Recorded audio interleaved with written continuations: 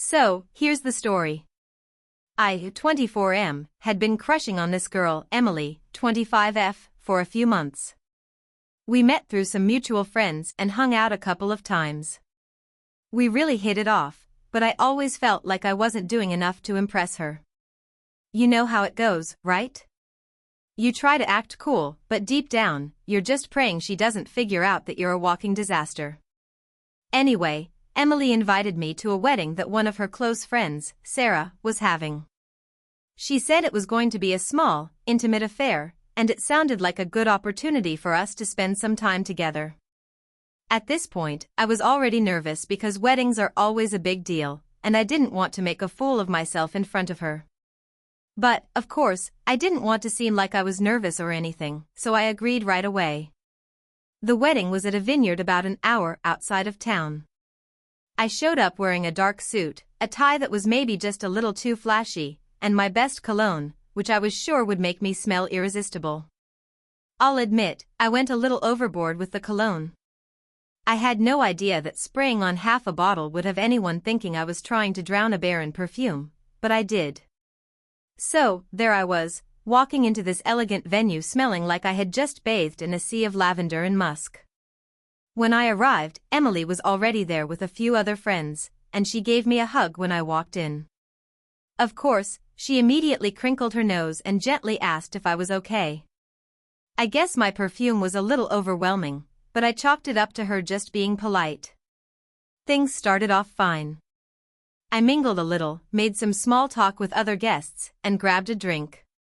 But then the reception started, and I found myself sitting at a table with Emily and her friends.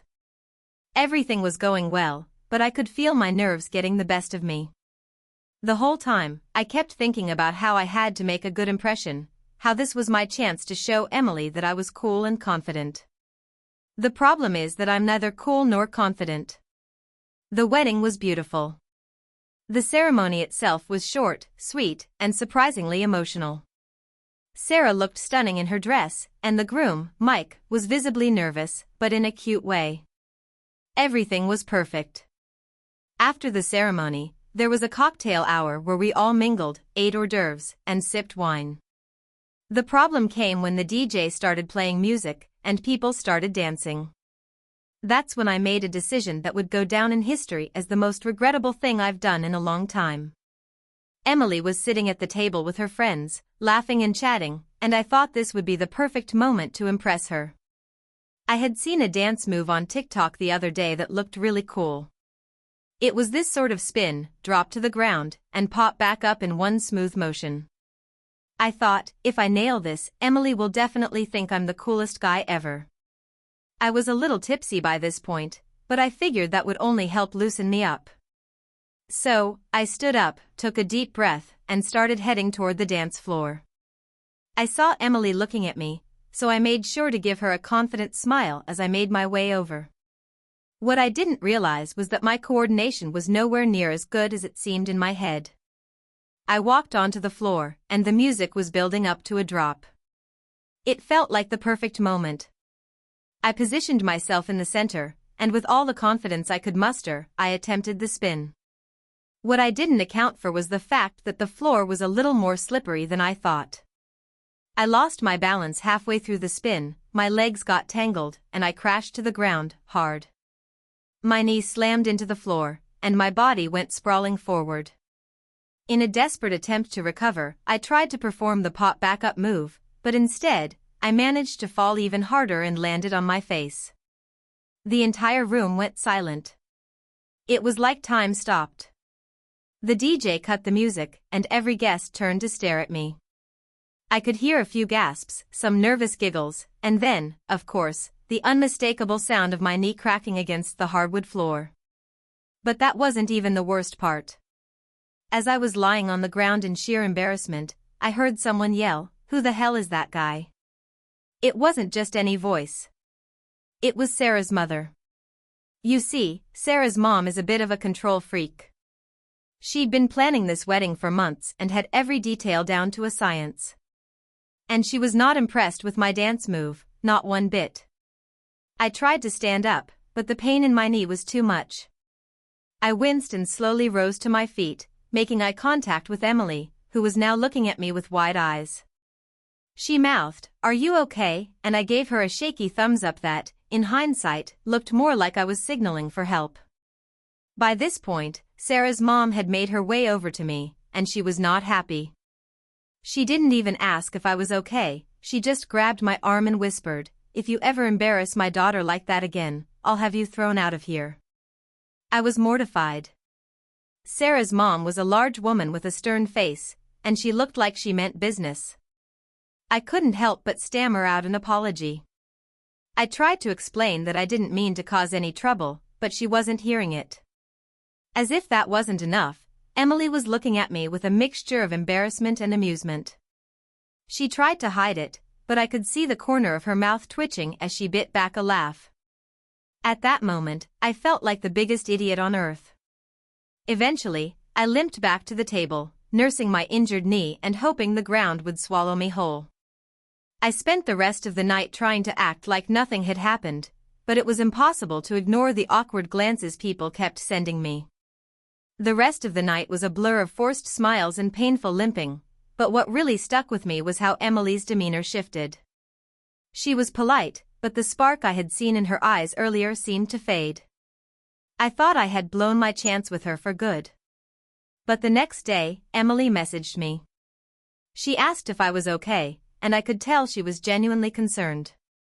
She said she wasn't embarrassed by me, she just felt bad that I hurt myself. I appreciated her kindness, but I knew that the damage had been done. A week later, Emily and I talked about the wedding. She admitted that she was a little embarrassed at first, but she appreciated the effort I put into making her laugh. In the end, we agreed to just be friends, and while I was disappointed, I respected her decision.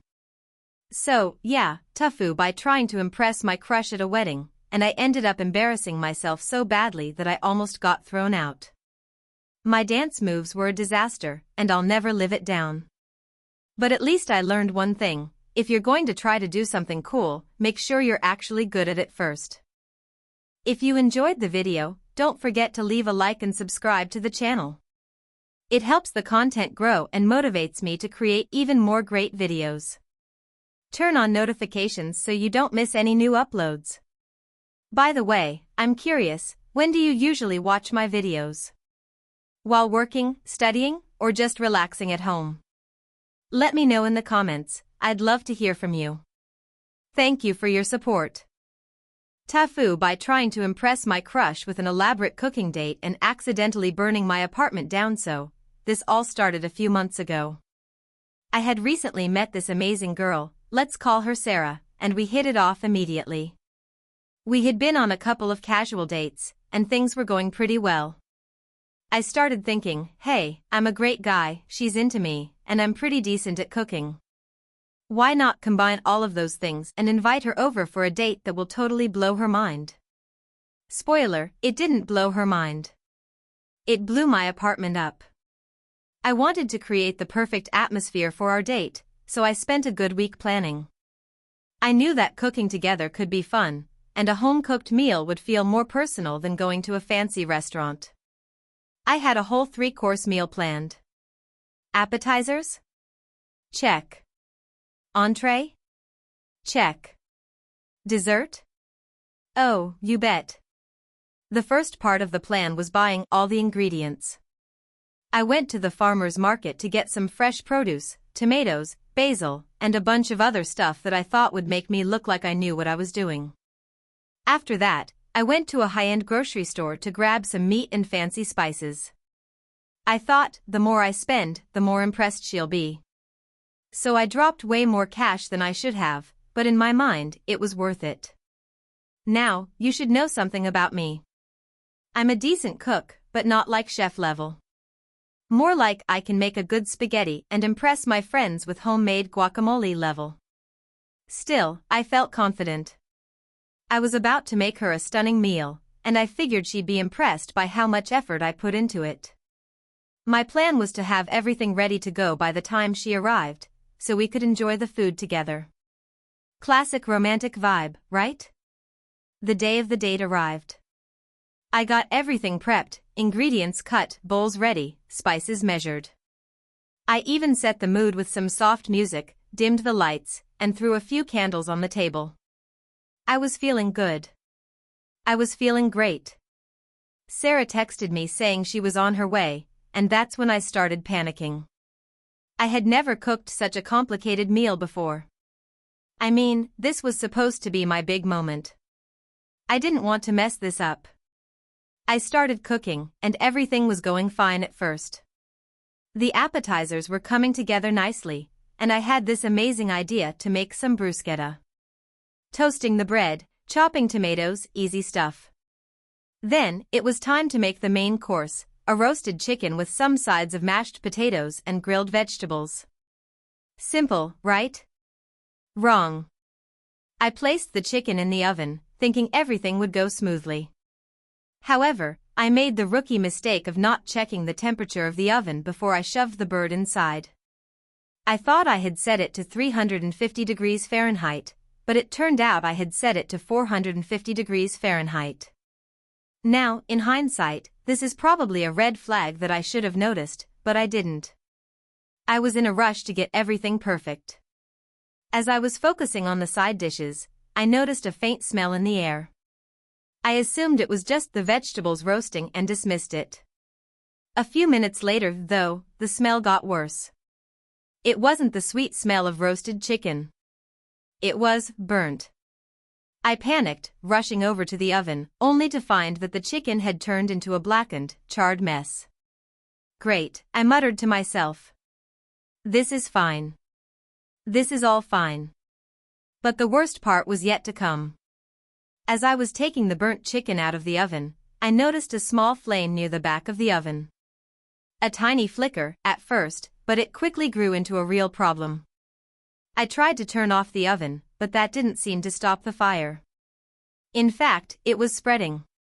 Now, I was in full panic mode. I grabbed the oven mitts and tried to pull the chicken out, but the fire was moving faster than I could react. In a blur of panic, I grabbed the fire extinguisher from under the sink. I had no idea how to use it, but I had seen enough movies to know that you're supposed to pull the pin and aim it at the base of the flames. Well, guess what? I didn't aim it correctly. Instead of focusing the spray on the fire, I accidentally sprayed it all over the kitchen, creating this weird foam that covered everything in a sticky residue. And that's when things went from bad to worse. The foam from the extinguisher didn't just cover the kitchen, it spread throughout the entire apartment. It was like I had just unleashed a fog of disaster.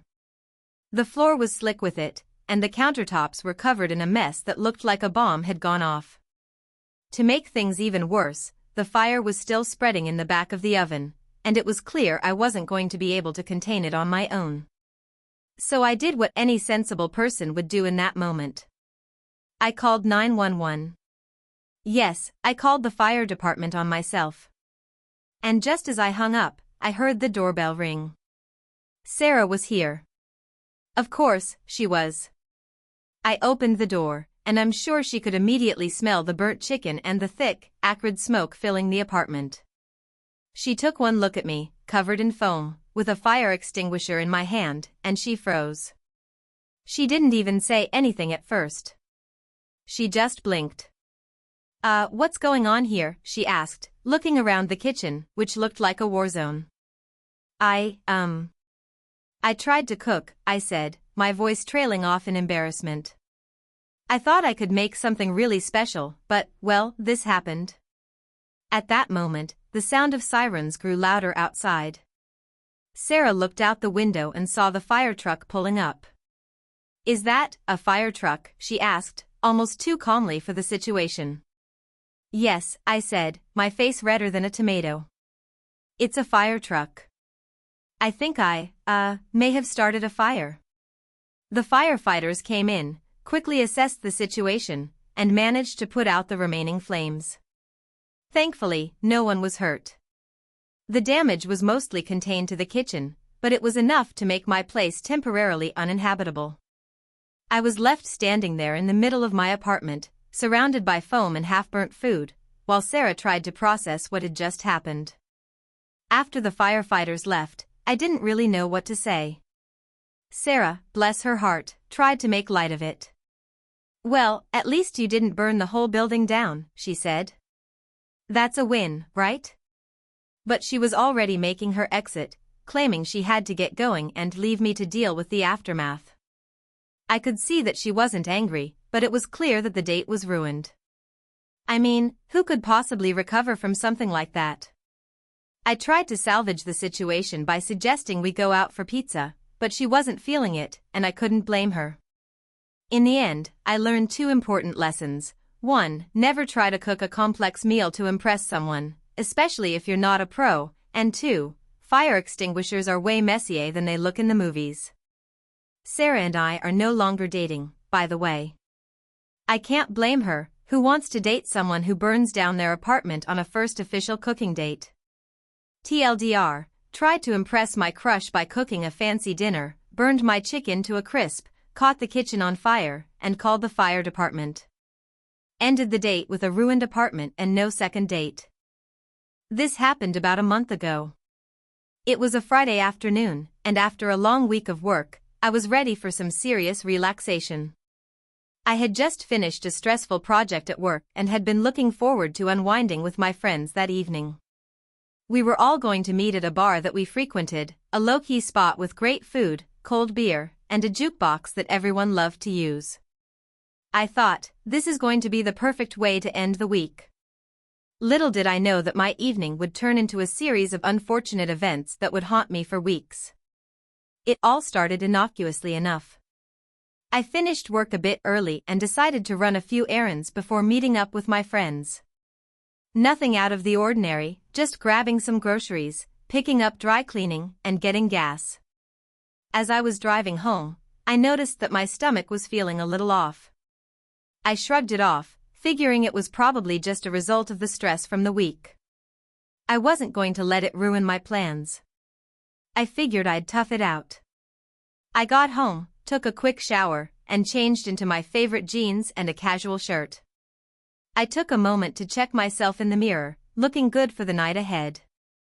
I was feeling confident, ready to have some fun and forget about the grind. At this point, my stomach discomfort had morphed into what I would call a low-grade irritation, but nothing that felt like it would stop me from having a good time. I decided to head out a little early, thinking I could grab a drink while waiting for everyone to show up. When I arrived at the bar, there were already a few of my friends there. They waved me over and I took a seat, ordered a beer, and immediately started chatting. We talked about our weeks, the news, the latest TV shows we'd been watching, nothing out of the ordinary. But as the night went on, my stomach started to feel progressively worse. It was a growing discomfort that kept getting more intense. It wasn't like I was in pain, but I was definitely aware of it, and it was distracting. At first, I tried to ignore it, focusing on the conversation, but as the hours passed, I couldn't shake the feeling that something was definitely off. Around the 3rd round of drinks, the discomfort in my stomach started shifting to what I can only describe as a pressure. I had to excuse myself from the table a few times to use the restroom, but each time I came back, I felt a little worse. My friends, of course, didn't notice at first.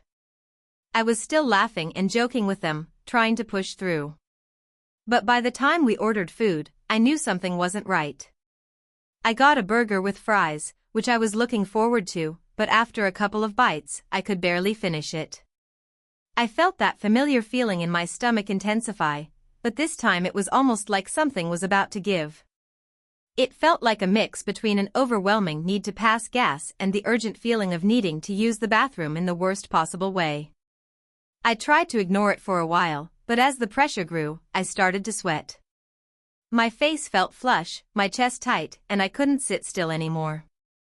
I excused myself again and went to the bathroom, hoping that some time alone would help me get my stomach under control.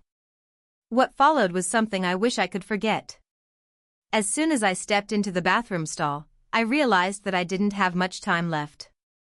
The feeling was no longer just pressure.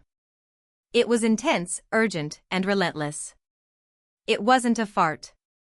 No, this was the real deal. I barely had time to sit down before my body decided it was time to purge everything in my system. The sound was, well, let's just say it was a public safety hazard. For what felt like hours, I sat there, completely mortified, unable to do anything but hope that no one would hear what was happening in the stall next to them. I prayed that the door wouldn't swing open, or that someone wouldn't decide to knock on my stall to see if I was okay. But the universe had other plans. Just as I was starting to recover from what could only be described as the most catastrophic event my body had ever produced, I heard the unmistakable sound of high heels clicking on the bathroom floor. A woman entered the bathroom, clearly on a mission, and stopped right outside my stall. I could feel my heart drop into my stomach as she took a moment to gather her things before entering the stall beside me. Of course, this only made things worse. I knew I had to leave the bathroom as soon as possible, but I was afraid to move. I didn't want to face this woman or anyone else after what had just happened. I started to think that maybe I could just wait it out, but then I heard her voice. "Oh my God, what is that smell?" she said, clearly loud enough for anyone nearby to hear. In that moment, I wanted the ground to swallow me whole. I had to leave. I had no choice. I grabbed my things and bolted out of the bathroom as quickly as I could, praying that no one had heard me, hoping that the night would somehow magically fix itself. But as I walked back to the table, I realized the worst part had yet to come. My friends were all looking at me, their faces twisted in confusion and concern. One of them, Alex, asked if I was feeling okay. The others chimed in with similar questions, but none of them seemed to know how to approach what had just transpired. I tried to play it cool, but I knew they could smell it. The lingering aftermath was undeniable. "I think I might need to head home," I said, trying to make it sound casual. They all nodded, but no one really argued. We all agreed that I should take care of myself, so I grabbed my coat, said my goodbyes, and left the bar, feeling more embarrassed than I'd ever been in my life. On my way home, I reflected on the evening, knowing that this was the kind of story that would follow me forever. I would never live it down. I would have to avoid that bar for a while, at least until the smell had completely faded from my memory. And now, as I sit here writing this, I realize that the worst part is that I still don't know what caused it. Maybe I ate something that didn't sit right with me. Maybe it was the stress. Or maybe it was just one of those nights where everything went wrong. But either way, I've learned one very important lesson: when your stomach tells you it's time to go, don't ignore it. It's better to cut the night short than to risk it. So here's my advice to everyone: always trust your gut, literally. And if you ever find yourself in a situation like mine, remember that it's okay to leave early. It's better than the alternative. Trust me. So, this all started about 3 weeks ago when I decided to finally bite the bullet and ask this girl out.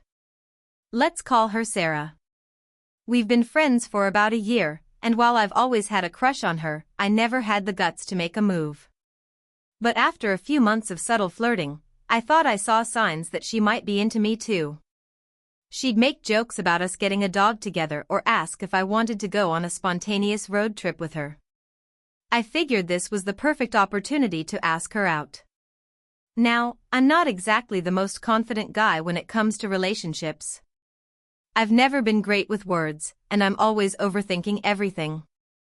But that day, something felt different. I was on top of the world and convinced that this was the right moment. I texted her in the morning, saying something like, "Hey, I was thinking we should grab coffee later, just the two of us. I've got something I want to talk about." Simple enough, right? Nothing too aggressive, just casual. She responded quickly, and I could tell she was excited. "Sure. I love coffee. See you at 3? Perfect, I texted back, my heart racing. Now it was happening. I had been planning my move all day, mentally rehearsing what I'd say. Just be cool, I kept telling myself. I wasn't going to let my nerves take over. I spent the whole morning trying to prepare myself, but no matter how much I practiced, I kept thinking I was going to make a fool of myself. But the time came, and I was ready. When I met Sarah at the coffee shop, she was already sitting at a table, smiling when she saw me. I took a deep breath, and we sat down together, chatting about life and work for a bit. It was all going well, no signs of anything unusual. Then, after a few minutes, I decided it was time. I was going to tell her how I felt. I opened my mouth to speak, but before I could get a word out, I froze. I've never really been good at speaking under pressure, and the fact that my brain just stopped functioning in that moment didn't help. I couldn't think straight. So, instead of saying what I had planned, something like "I really like you, and I want to see where this goes," I blurted out, "So, I think I'm ready to get a dog." It was like time stood still for a second. She blinked at me, clearly confused. What? I could feel my face turn bright red. I was hoping I could backtrack, but no, it was too late. The words had already left my mouth, and I couldn't take them back. Yeah, I've been thinking about getting a dog. For a while now. I couldn't stop. I was spiraling. It's just. I think I need a dog. I think it's time. She was still looking at me, a little stunned. I could feel my palms getting sweaty. She opened her mouth to say something, but I interrupted her. I mean, it could be a small dog, like a French bulldog or something. Or a golden retriever, I guess. Those are nice too. Do you like dogs? We could even, go to the shelter together. It'd be fun, right? She just stared at me, her brow furrowed. Wait. What? Are you asking me if I want to go get a dog with you? My mind was racing now. I had completely derailed the entire conversation. It was supposed to be the moment I confessed my feelings to her, and instead, I was talking about getting a dog. No, not like that. I mean, not right now, anyway. I've been thinking about getting a dog, and I thought you might like that idea. We could just hang out and talk about it or whatever. Dogs are cool. She sat back in her chair, obviously trying to process what was happening. The awkwardness was suffocating, but for some reason, I couldn't stop myself. Yeah, so, about the dog, I stammered. Maybe a puppy? What do you think about puppies? By this point, Sarah was laughing nervously, probably trying to figure out if I had lost my mind. She wasn't even looking at me the same way anymore, the playful, flirtatious vibe we usually shared was gone. Now she looked at me like I was a very confused person who needed help. Okay, hold on, she said, holding up her hands. You're talking about getting a dog, and I thought you were going to tell me something else. I don't know, something a little more personal? Right. I said, my brain desperately trying to put the conversation back on track. So, I do like you. A lot. And I wanted to ask you if, maybe you'd want to go out sometime? On a date? I winced at the words coming out of my mouth. I could already hear the awkwardness in my voice. She blinked again, still processing everything that had just happened. The silence was thick between us, and I was dying inside. Wait, you wanted to ask me out, but you started with a dog? I thought you were talking about something serious, like a relationship or something. Not getting a dog together. I could feel my heart sinking. This wasn't going well. Yeah, I know. I messed up, I admitted, my voice barely above a whisper. I don't know why I said that about the dog. I just got nervous and freaked out. Sarah sighed, her expression softening a bit. Look, I think you're really cool, but this was weird. I didn't expect the dog thing. And honestly, I'm kind of glad you told me how you feel, but I think maybe we should take a step back and just stay friends. I could feel my chest tighten. It was as if all the air had been sucked out of the room. Oh. Yeah, okay. I get it, I said, trying to keep my voice steady. Sorry about the dog thing. That was dumb. She smiled awkwardly. It's okay, but maybe next time, just don't start with the dog stuff. Maybe just ask me out first? I nodded, my face still red. Right. Got it. Thanks for being honest. We sat in silence for a few more minutes before we finished our coffee. I walked her to her car, trying to salvage some dignity. As she got in, she waved. Take care of yourself, okay? And good luck with the dog. Maybe, just maybe not right now. I stood there for a moment, completely deflated. I thought asking her out would be the hardest part, but no, apparently starting with an impromptu dog discussion takes the cake. The weirdest thing was that I still kind of wanted a dog, but now I wasn't sure if I'd ever be able to look at a puppy without thinking of my epic fail. Moral of the story? Don't talk about dogs when you're trying to ask someone out. It's not the move you think it is. TIFU by trying to impress my crush with my cooking skills and almost burning down my apartment. Let me set the scene. I've always considered myself a pretty decent cook. I mean, I'm not a Michelin star chef, but I can hold my own in the kitchen. I make a mean pasta, my stir-fries are on point, and my pancakes, let's just say, if you haven't had one of my pancakes, you're missing out. Anyway, I've been crushing on this girl for a while. Let's call her Sarah. We met through some mutual friends at a party a few months ago, and we hit it off instantly. We've hung out a few times since, but nothing serious, just the usual dinner dates, catching a movie, and chatting about life. A couple of weeks ago, I thought I'd try something bold. I'd been talking to Sarah about my amazing cooking skills, and she seemed pretty interested. She mentioned that she didn't cook much and would love to learn from someone who knew their way around the kitchen. Cue the lightbulb moment in my brain. I was going to invite her over to my apartment, cook her a fantastic meal, and just casually show off how amazing I am in the kitchen. What could go wrong? I spent the whole day prepping for this dinner. I was going all in. I decided on a homemade lasagna with garlic bread and a simple side salad. I figured that lasagna would show off my culinary skills without being too complicated or risky. I mean, sure, there's a lot of steps, but nothing that couldn't be handled by a competent cook like me, right? I went to the grocery store to pick up everything I needed. While I was there, I bought some wine too because, you've gotta have wine to make it feel like a legit dinner date.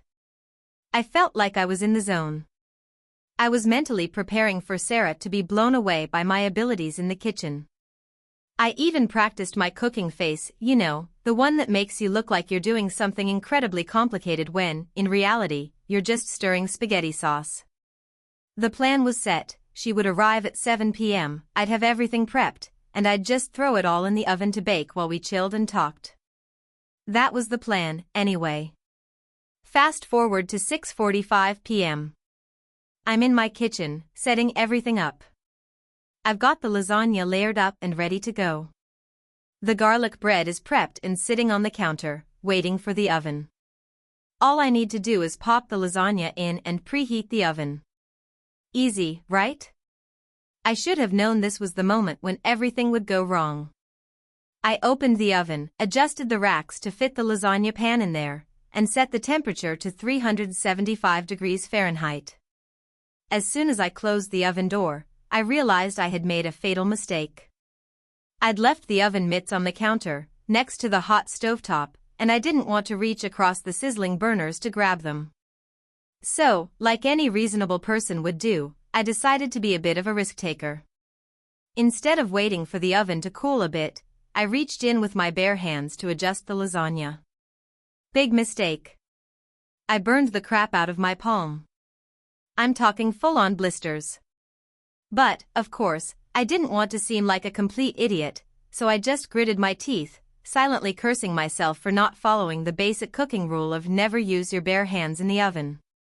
I quickly dropped the lasagna inside and slammed the oven door shut like it was nothing.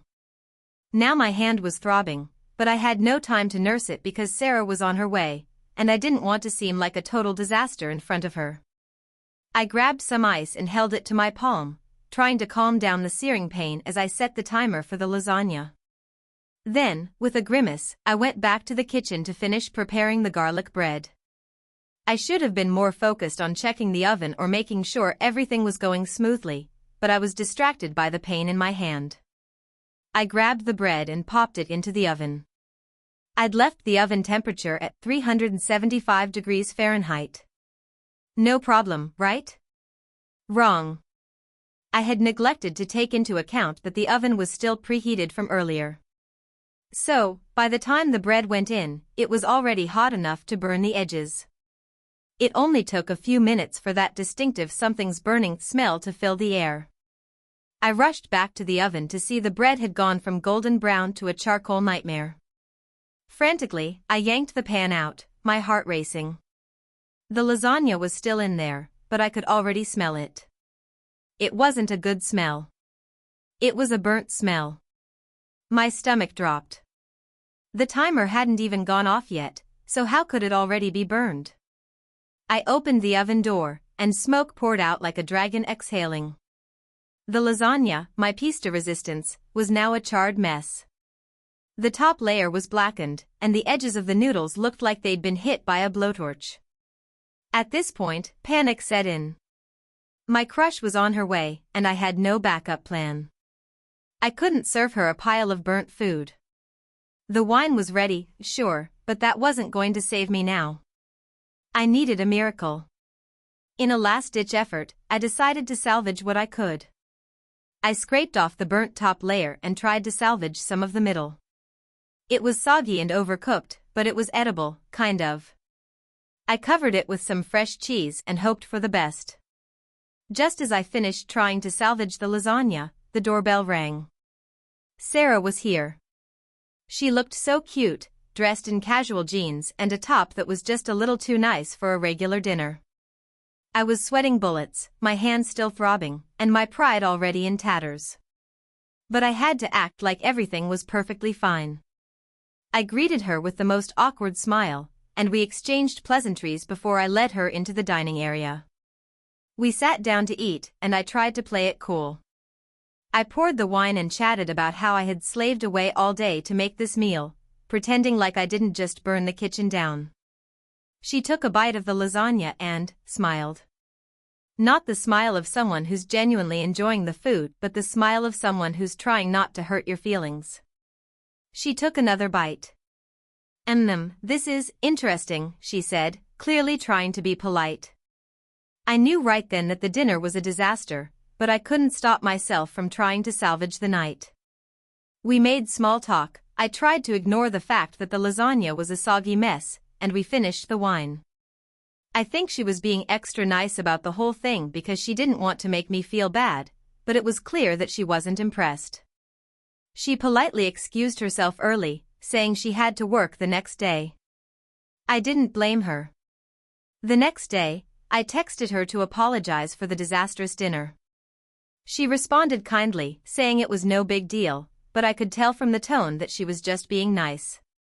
So yeah, that's how I tried to impress my crush with my cooking skills and ended up almost burning down my apartment while serving her burnt lasagna. Long story short, I'll be sticking to takeout for the next date.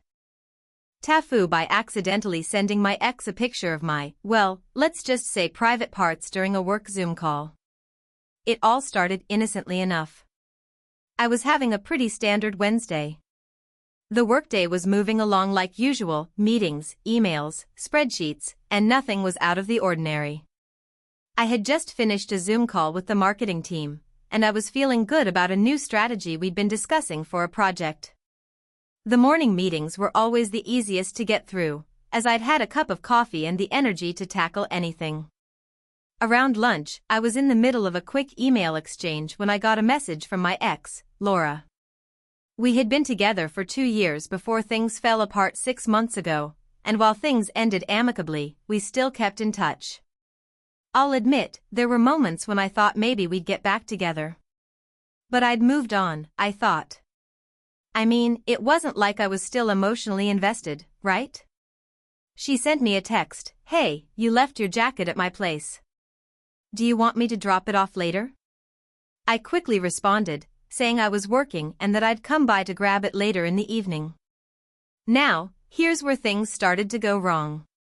I had just gotten back from the bathroom when I realized I'd left my phone on the couch. It buzzed once, someone was texting me. I walked over, picked it up, and saw the message from Laura. My brain decided it was a perfect time to multitask. I'd been needing to send a picture to my friend, Ben, to confirm what my new haircut looked like before I went to the barbershop again. He'd been bugging me about it, so I opened the photo app and selected the image I had just taken. It was a semi-decent selfie with my new hair, and I thought it would be a good shot for feedback. Except, as I tapped the text message to reply to Laura, my brain was momentarily distracted by an incoming Zoom call notification. It was from my boss. We had a bi-weekly one-on-one that I was now running late for. No big deal. I tapped the Zoom link to join the meeting. At this point, you're probably seeing the red flags, but I wasn't fully aware of what was about to happen. The Zoom meeting started up, and my boss, a very no-nonsense guy, was already waiting for me. I quickly muttered a greeting to him and tried to settle into my chair, ready to discuss the projects I had been working on. As I was adjusting my laptop camera, it had been angled poorly. My phone buzzed again. Laura had texted me back, asking if I wanted her to leave the jacket at the door or if I'd come get it in person. I, being a little distracted by the meeting, opened the message without thinking. Here's where everything truly goes off the rails. In my phone's message screen, right under Laura's text, was the selfie I had just taken. I hadn't realized it, but I must have accidentally selected the wrong photo in my gallery. Instead of the one I had intended for Ben, I had accidentally opened a picture I had sent to a friend of mine months ago, one that was, well, much more personal than I had ever planned to send anyone else. I looked at the screen, froze for a second, and then panicked. I immediately tapped the screen to send it to Laura. It didn't register in my head until I saw my boss's face go from his usual businesslike demeanor to one of obvious confusion and, dare I say, mild amusement. I had sent it. I sent that picture. The worst part was, in my panic, I didn't even have the presence of mind to mute my mic. I was still talking to my boss, trying to make it look like I was involved in the meeting, but all I could focus on was the notification that Laura had received the message. I tried to switch the Zoom screen to full view so my boss wouldn't see what I was doing, but I had already made a fatal mistake. The message had already gone through. I took a deep breath, fully aware of the impending doom. There was no taking it back.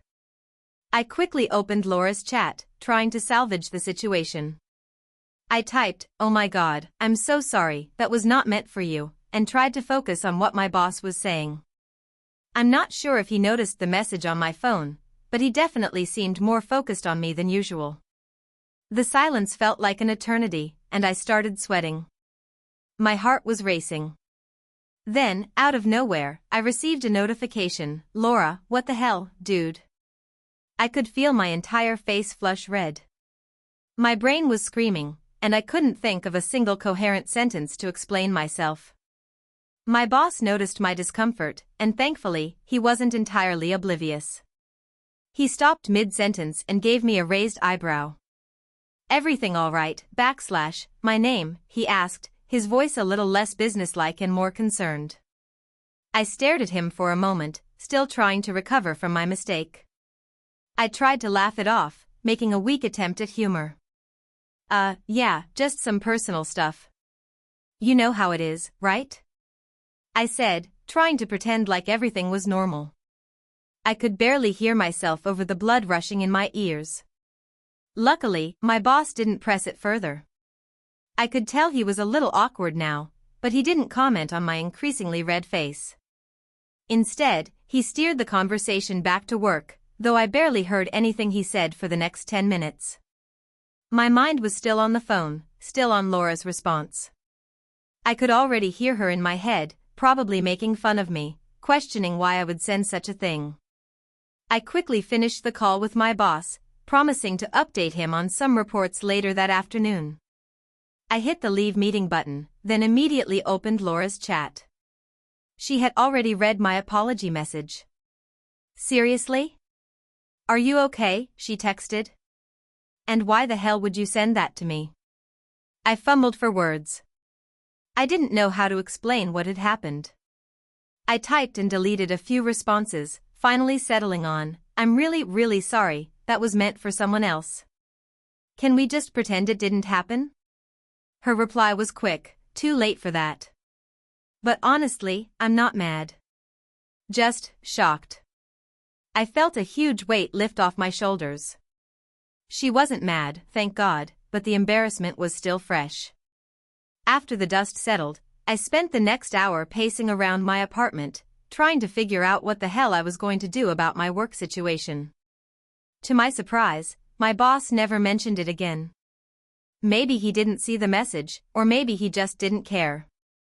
Either way, I knew I had narrowly avoided a disaster. But the worst part? Later that evening, when I went to pick up my jacket from Laura, she jokingly said, "Next time, try to send me a picture that's a little less intimate." I mean, really, who does that? At least she was taking it well, but I'll never be able to look at my phone the same way again. Moral of the story: never multitask during a work meeting, and for the love of God, double-check the picture you're about to send. TIFU by trying to impress my girlfriend with a surprise dinner and almost burning down her house. So, to give a bit of context, I've been dating my girlfriend, Lily, for about 6 months now. She's smart, funny, beautiful, and way more put together than I could ever hope to be. A couple of weeks ago, we had a small disagreement about how our relationship was progressing. I tend to be a little more reserved, and she's more open and affectionate. I was getting a little anxious because I felt like I wasn't living up to her expectations, and I didn't know how to really show her I cared. So, I came up with a plan to surprise her with a home-cooked dinner. It was going to be perfect. I'd cook a meal, light some candles, set the table nicely, and we'd have a cozy night in. What could go wrong? In hindsight, I should have known this was a terrible idea from the start. I can barely cook anything more complicated than spaghetti or scrambled eggs, and my previous attempts at even heating up food in the microwave had been disastrous. But I really wanted this to work, to show her that I was willing to put in effort, so I went all in. I asked a few of my friends for advice on how to cook something nice. A couple of them recommended a simple chicken dish with some veggies and mashed potatoes. Seemed manageable enough, right? I had a decent plan. I'd get everything prepared ahead of time and just cook it when she was on her way over, so it would be fresh and warm when she arrived. I got all the ingredients, but I didn't do the one thing I should have done: practice cooking before the actual night. I'd watched a few YouTube videos on how to prepare the chicken, and I thought, how hard can it be? I mean, it's just chicken, seasoning, some vegetables, and mashed potatoes, right? Spoiler alert, it was much harder than I anticipated. The first problem came when I attempted to season the chicken. I'm not sure what I did wrong, but I think I might have gone a bit overboard with the garlic. I've read somewhere that garlic was the key to flavor, so I just kept adding more and more, convinced that it was going to make the dish delicious. By the time I finished seasoning, the chicken had more garlic on it than a garlic bread factory. Next up, the mashed potatoes. I knew it was as simple as boiling some potatoes and mashing them, but I managed to get distracted by my phone when they were boiling. I'd set the timer for 10 minutes and walked away to check a message from Lily asking when I was going to be ready. Apparently, I'd left the potatoes boiling for 20 minutes too long. When I came back, the pot had a suspicious burnt smell, and the potatoes were basically mush. I tried to salvage them by mashing them, but they turned into a lumpy, watery disaster. I had no idea what I was doing. But hey, I thought, I can just cover this with gravy, and she won't know the difference. Big mistake. The gravy wasn't much better. I bought a jar of pre-made gravy, thinking it was the safest option, but when I heated it up, it turned into a thick, gloopy mess that tasted like, well, nothing at all. I guess I should have paid attention to the label, but I was in too much of a rush. Okay, I thought, the chicken's looking good, or at least not raw, and the potatoes are, well, edible enough. Time to start cooking the vegetables. I threw them into a pan, hoping for the best. But I forgot that the pan was still hot from when I'd used it for the potatoes. I threw the veggies in without realizing they were going to cook way too fast. So there I was, with shriveled, overcooked vegetables that looked like they'd been left in a microwave for an hour. But somehow, by the grace of some higher power, everything made it to the plate. It wasn't pretty, and it didn't taste great, but I convinced myself it was edible. I set the table, dimmed the lights, lit some candles, and tried to relax. Lily would be here any minute, and I could at least try to pass it off as rustic or quaint, maybe throw in a few compliments about how much effort I'd put into it. What was the worst that could happen? Well, it got worse. As I was plating everything and getting ready to greet Lily, I realized something alarming. The smell in the kitchen was not a pleasant one. It smelled burnt. I looked at the stovetop, and I saw that the chicken, which I had placed on a low heat, was starting to catch fire. In a panic, I grabbed the nearest thing I could find, which happened to be a dish towel, and tried to put out the flame. In the process, I knocked over a glass of water that I'd set on the counter, and it spilled everywhere, including onto the stove. The water hit the burning chicken and caused a massive flare-up. Suddenly, the entire stove was on fire. Panic mode engaged. I scrambled to turn off the burner, but I was too late. I looked around for something to put the fire out with. For some godforsaken reason, the only thing I could think to do was open the window and start waving the dish towel at the fire like I was trying to put out a bonfire with a damp piece of fabric. This only made things worse because now there was smoke filling the room, and the kitchen was looking like the aftermath of a small-scale disaster. And just as I was about to lose all hope, I heard the doorbell. Lily had arrived. I quickly ran to the door, opened it, and tried to act calm as I greeted her, all while my house probably smelled like an industrial fire. "Hey babe, I hope you're hungry," I said, trying to hide my growing panic. Lily took one step inside and stopped dead in her tracks. "Is everything okay in here?" "What's that smell?" she asked, raising an eyebrow. I forced a smile. "Oh, it's just, garlic, you know? I was cooking something really fancy. Come on in, dinner's ready." As we walked into the kitchen, Lily's eyes widened. There was smoke everywhere, the stovetop was a mess, and the fire had been somewhat contained, but the damage had already been done. I tried to play it off like it was no big deal. "Yeah, I might have overcooked the chicken a little, but it's still good, right?" Lily took one look at the food I had attempted to prepare, the burnt chicken, the sad mashed potatoes, and the wilted veggies, and then looked back at me with a half-smile. "I'm sure you tried, babe, but this is a little, ambitious." To my horror, she took a bite of the mashed potatoes and immediately spat it out. "Oh my God. What did you do to these?" she gasped, clutching her throat. I was mortified. "I don't know, I just followed the recipe." "Well, I might have forgotten about them for a few extra minutes." Lily laughed, though it was more out of disbelief than humor. "Are you trying to kill me with this food?" At that moment, I realized the absolute absurdity of the situation. I'd tried so hard to impress her, to do something romantic and thoughtful, and instead, I almost burned her house down and ruined dinner. The night ended with us laughing at my epic fail, ordering pizza, and watching Netflix, which I guess wasn't the worst outcome in the world. But it was certainly not what I had envisioned. Lesson learned: sometimes it's better to just stick to what you know, and never try to impress someone with your cooking skills unless you're actually good at it. Now, every time I bring up cooking, Lily gives me a look and says, "Maybe we should just stick to pizza." And honestly, I'm okay with that. TIFU by trying to impress my new girlfriend with a romantic surprise that ended in disaster and a hospital trip. So, a little background: I, 25M, had been dating this amazing girl, Jess, 24F, for about 3 months. Things were going great, and I wanted to do something extra special for her birthday. She loves romantic gestures, and we had talked about how she loves candles, flowers, and all that mushy stuff.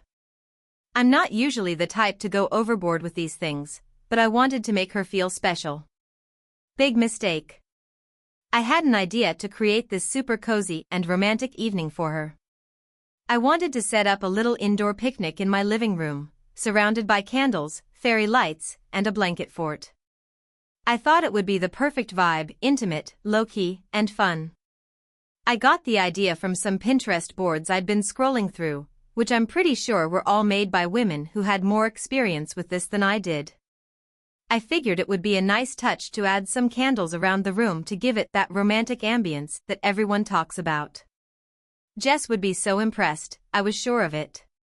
So, I spent the entire afternoon shopping for candles, flowers, and snacks. I even borrowed a projector from a friend to play her favorite rom-com. I really wanted everything to go perfectly. The candles I bought were all different types, some scented, some unscented, some tiny tea lights, and a couple of larger pillar candles. I was under the impression that the more candles, the better the vibe. The night was going to be flawless. Now, for the part that I totally messed up, I decided to use a bunch of candles, and I was feeling adventurous. I thought to myself, why not create a little candle centerpiece in the middle of the room? It'll look amazing. But I didn't want to just have a basic candle holder.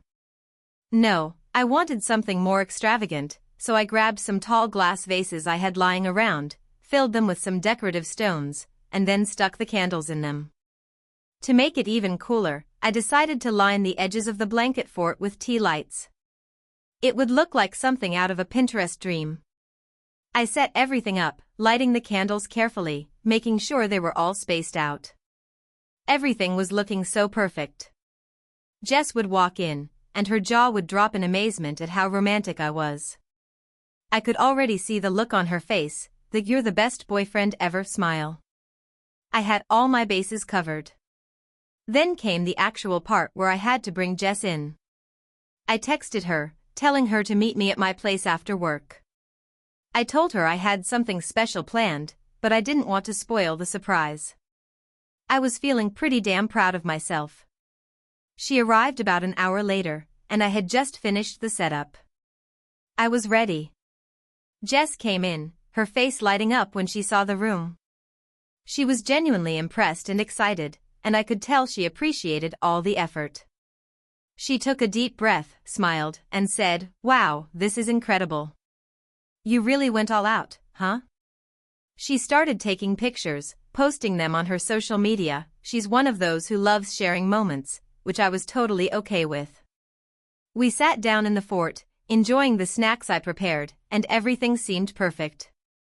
The candles were flickering softly, the atmosphere was romantic, and I was feeling like I had really nailed it. But then, a small breeze came through the window.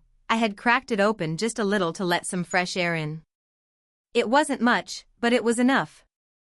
One of the larger candles on the edge of the room toppled over, and before I could react, it knocked into a nearby vase. The vase tipped over, and the stones inside rolled across the floor. That's when things started to go south. As the vase tipped, a second candle fell, and a chain reaction of falling candles started to spread across the room. It was like something out of a bad comedy movie, except it was happening in real time, and I was too stunned to stop it. One by one, the candles tipped over, their flames inching closer to the blanket fort. Jess screamed, and I jumped up, frantically trying to blow out the candles, but the flames were growing. It wasn't just the candles now, it was the fabric of the blanket fort. The fort was made of cheap, synthetic fabric. I got it from a discount store, and I watched in horror as it started to catch fire. Jess was standing on the couch, completely panicked, while I was scrambling to grab blankets and throw them on the flames. It wasn't working. The fire was getting bigger, and smoke was starting to fill the room. At this point, I realized I needed to do something drastic. I bolted out the front door and grabbed the fire extinguisher I keep under the kitchen sink. I ran back inside, and the entire room was filled with thick smoke. I aimed the fire extinguisher at the burning fort, pulling the trigger as hard as I could. The foam sprayed everywhere, and the fire sputtered out, leaving behind a smoldering mess of ruined blankets, candles, and part of the carpet. I stood there in shock, breathing heavily from the smoke and adrenaline. Jess was standing in the doorway, looking absolutely terrified, and I could see her trying to process what just happened. Is everything okay? She asked, her voice shaking. Yeah, I think it's out, I said, feeling like the world's biggest idiot. I'm so sorry. I didn't mean for this to happen. She stood there for a second, then started laughing. It was that kind of nervous, I can't believe this is happening laughter. I'm just glad we didn't burn the whole place down, she said, trying to lighten the mood. We ended up calling the fire department just to be safe. They came by, made sure everything was extinguished properly, and gave me a lecture about fire safety. Jess and I spent the rest of the night sitting on the couch, eating the snacks I had prepared while the fire department cleaned up the mess I had made. We ended up having a much more relaxed evening than I had planned, but at least she didn't break up with me on the spot. In the end, Jess told me she appreciated the gesture, but she definitely wasn't expecting me to nearly burn my apartment down. She said it was a little over the top, but she was just glad I wasn't hurt. I learned my lesson the hard way: don't go overboard with candles. Ever. Needless to say, I don't think I'll be planning any more romantic surprises in the future. And I'll be paying for the damages to my carpet for a while. Moral of the story: fire extinguisher candles. Always. TLDR, tried to impress my girlfriend with a candlelit surprise, knocked over candles, set my blanket fort on fire, and had to call the fire department. Learned that fire safety is way more important than looking romantic. Hey, friends! If you enjoy this content, don't forget to like the video and share your thoughts in the comments. We really want to know what you like and what can be improved. What do you think of the video? Are there any topics you'd like to see in future videos? Your feedback really helps us get better. Thanks for being with us. So, to set the stage, I need to start by saying I am, for the most part, a very careful person. I plan everything meticulously, double-check things, and never rush unless absolutely necessary. That said, this one time I decided to get a little cocky and, well, things went south, like really south. It all started on a Saturday afternoon. I had this brilliant idea to clean out my garage, which had slowly become a junkyard of old furniture, random tools, boxes of stuff I hadn't looked at in years, and some family heirlooms I probably should have kept in better shape. Anyway, the garage was in desperate need of some organization. I had been procrastinating about it for a while, but that Saturday, I felt motivated. My wife had left for the weekend to visit her mom, so I had the house to myself. It was the perfect time. I started by taking inventory of the mess, noting down things I might want to throw away, donate, or keep. There was a huge pile of old electronics, TVs, radios, cell phones, and even some ancient desktop computers from the late 90s. As I was sorting through them, I realized there was this big, mysterious box I didn't remember ever owning. It was about the size of a microwave, wrapped in a thick layer of dust.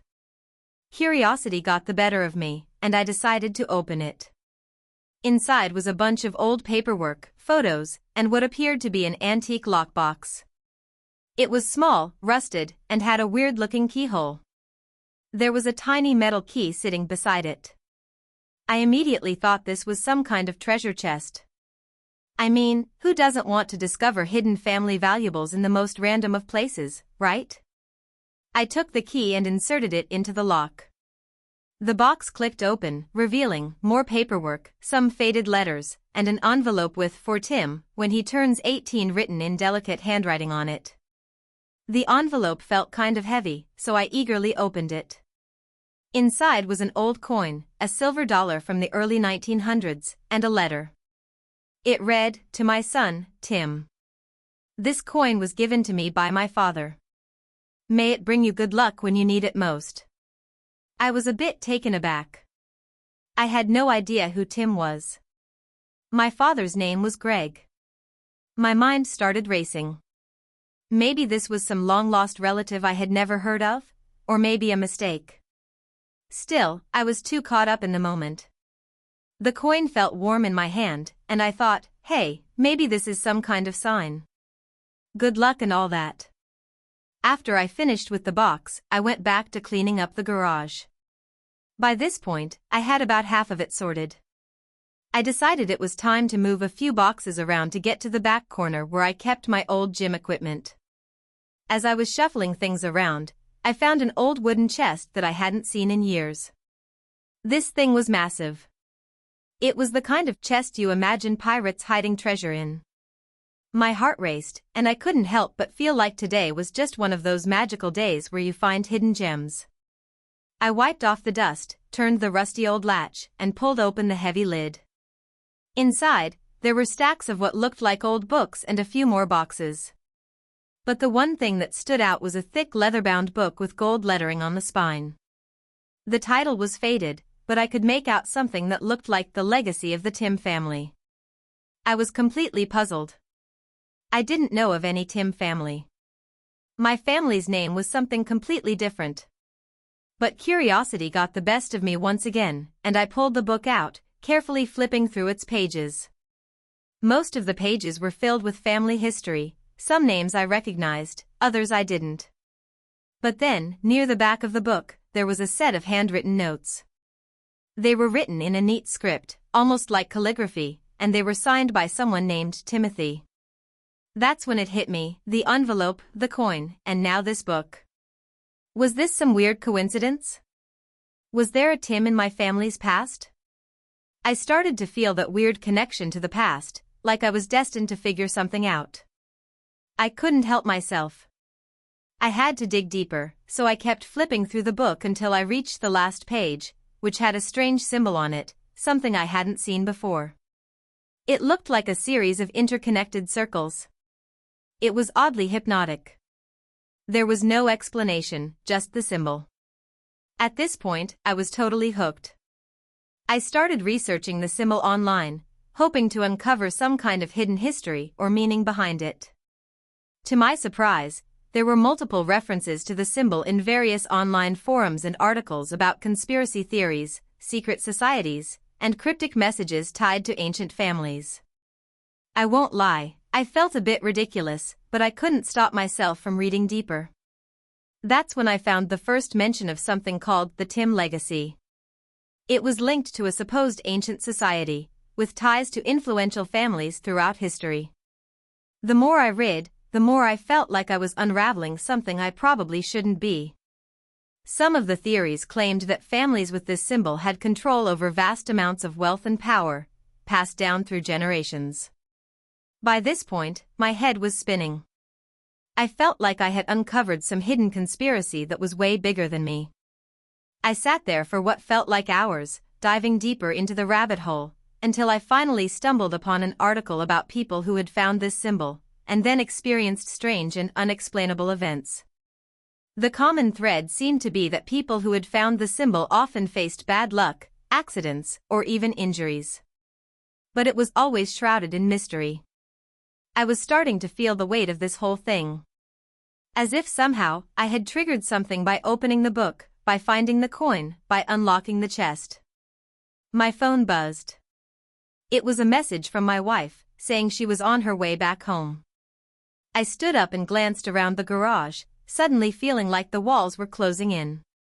The air seemed heavy, like something had changed. In a panic, I grabbed everything, book, coin, and all the papers, and shoved them back into the box. I closed the lid quickly and shoved the chest into a corner of the garage. I told myself I'd deal with it later. But I knew deep down that I was too afraid to confront it. The rest of the weekend was a blur. That night, as I was about to go to bed, I tripped over something in the hallway. It was the coin, the one I had found earlier. Somehow, it had slipped out of the box and rolled across the floor. I picked it up, staring at it for a long time, my heart pounding. I wanted to throw it away, but for some reason, I couldn't. I still don't know what's going on with this Tim Legacy thing, but the strangest part? Ever since I found that box and the symbol, I've been having the weirdest dreams.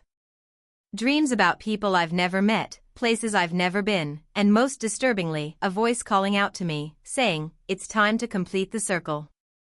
I'm not sure what's going to happen next, but I have a feeling that whatever this is, it's only just beginning. So, I recently had one of the most mortifying and utterly embarrassing days of my life, and it all started with something as innocent as trying to make breakfast. This story involves a series of unfortunate decisions, some poorly timed actions, and, of course, a moment where I probably should have just stayed in bed. It all began on a lazy Sunday morning. I was feeling pretty good, actually. The sun was shining, birds were chirping outside my window, and I was ready to have a productive, chill day. I had a few things on my to-do list, but nothing that couldn't wait until I'd had a hearty breakfast first. I'd recently been experimenting with different breakfast options, trying to be healthier and less reliant on sugary cereals. I had some oats in the pantry, so I figured I'd make a nice bowl of oatmeal with fresh fruit. It seemed like a simple enough task. I could manage this before heading out to meet some friends for lunch later in the afternoon. It would be a nice, relaxing morning. I grabbed the oats and set up my stove, getting the pot ready to boil some water. I had the whole routine down: water in the pot, a pinch of salt, and a quick stir. As the water was heating up, I went over to the fridge to grab some fruit. I found a beautiful, ripe banana, an apple, and even some frozen berries. I was feeling like this would be the healthiest and most nutritious breakfast I'd had in a while. Now, here's where things start to go downhill. While the water was heating up, I decided to multitask and start prepping the fruit. I grabbed a knife and began slicing the banana. As I was slicing, I noticed my cat sitting near the kitchen counter, eyeing the fruit. Normally, I would have just let her do her thing and ignored it, but for some reason that morning, I decided to indulge her. I threw her a small piece of banana, thinking she might enjoy it. Big mistake. She loved it. So, I started throwing her more pieces. A couple of small banana chunks at a time. She was absolutely loving it, purring and begging for more. In my attempt to please my cat, I became so focused on slicing fruit and feeding her that I didn't notice that the water had started to boil and the oats were starting to burn. I turned around just in time to see the water boiling over the pot, sending steam into the air and making a mess of the stove. Panic set in. I grabbed the pot and yanked it off the burner, but by this point, the oats had already begun to stick to the bottom of the pot, leaving a burnt layer that I was going to have to scrape off later. But this wasn't the worst part. The worst part was what happened next. In my flustered state, I decided to move the pot off the stove and onto the counter to cool down. That's when I knocked the container of oats off the counter and onto the floor. Oats everywhere. The whole kitchen was now a disaster zone. I stood there for a moment, staring at the pile of oats on the floor, trying to figure out what to do. I could either clean it up now or deal with it later, but I was already running late for the lunch plans I had with my friends. So, in an act of desperation, I decided to quickly sweep the oats under the kitchen cabinet. I mean, who would notice, right? Just a quick sweep and I could deal with it later. Well, apparently, I didn't learn my lesson about multitasking. While I was distracted sweeping the oats under the cabinet, my cat, who had been eyeing the fallen fruit pieces on the counter, decided to jump up and knock a full jar of peanut butter off the counter. It hit the floor with a sickening crack and splattered peanut butter all over the place. I now had a full-blown kitchen disaster on my hands. Oats on the floor, peanut butter splattered everywhere, and a cat that was now covered in sticky residue. It was like I was living in a nightmare. But wait, it gets worse. I finally managed to clean up the peanut butter mess, put the oats back in the pantry, and went to the sink to wash my hands. In my flustered state, I managed to knock over a glass of water that I had set on the counter, which spilled all over my phone. As I reached to grab my phone, I slipped on some of the peanut butter that had smeared on the floor and fell, landing awkwardly on my wrist. My wrist was hurting, but it wasn't until I tried to get up that I realized how much of a mess I had made. I looked around the kitchen and saw peanut butter, oats, banana peel, and pieces of fruit scattered everywhere. I had a moment of clarity, and I realized that I was truly the least organized, most disaster-prone person alive. At this point, I was covered in sticky mess, had an aching wrist, and a cat who was now running around the house, probably covered in peanut butter too. To make matters worse, I had just received a text from my friend about the lunch plans. She was on her way, and I wasn't even close to being ready. I glanced at the clock, 2 hours had passed, and I hadn't even gotten dressed, let alone made breakfast. I gave up on breakfast. I cleaned myself up as best I could and threw on some clothes, hoping I could salvage the day somehow. I left the house and went to meet my friend. The whole time, I couldn't stop thinking about the disaster I had left behind in the kitchen. When I got to the restaurant, I tried to brush off the morning's chaos and focus on having a good time with my friend. But as soon as I sat down, I noticed that my wrist was swelling up, and I had a small bruise forming.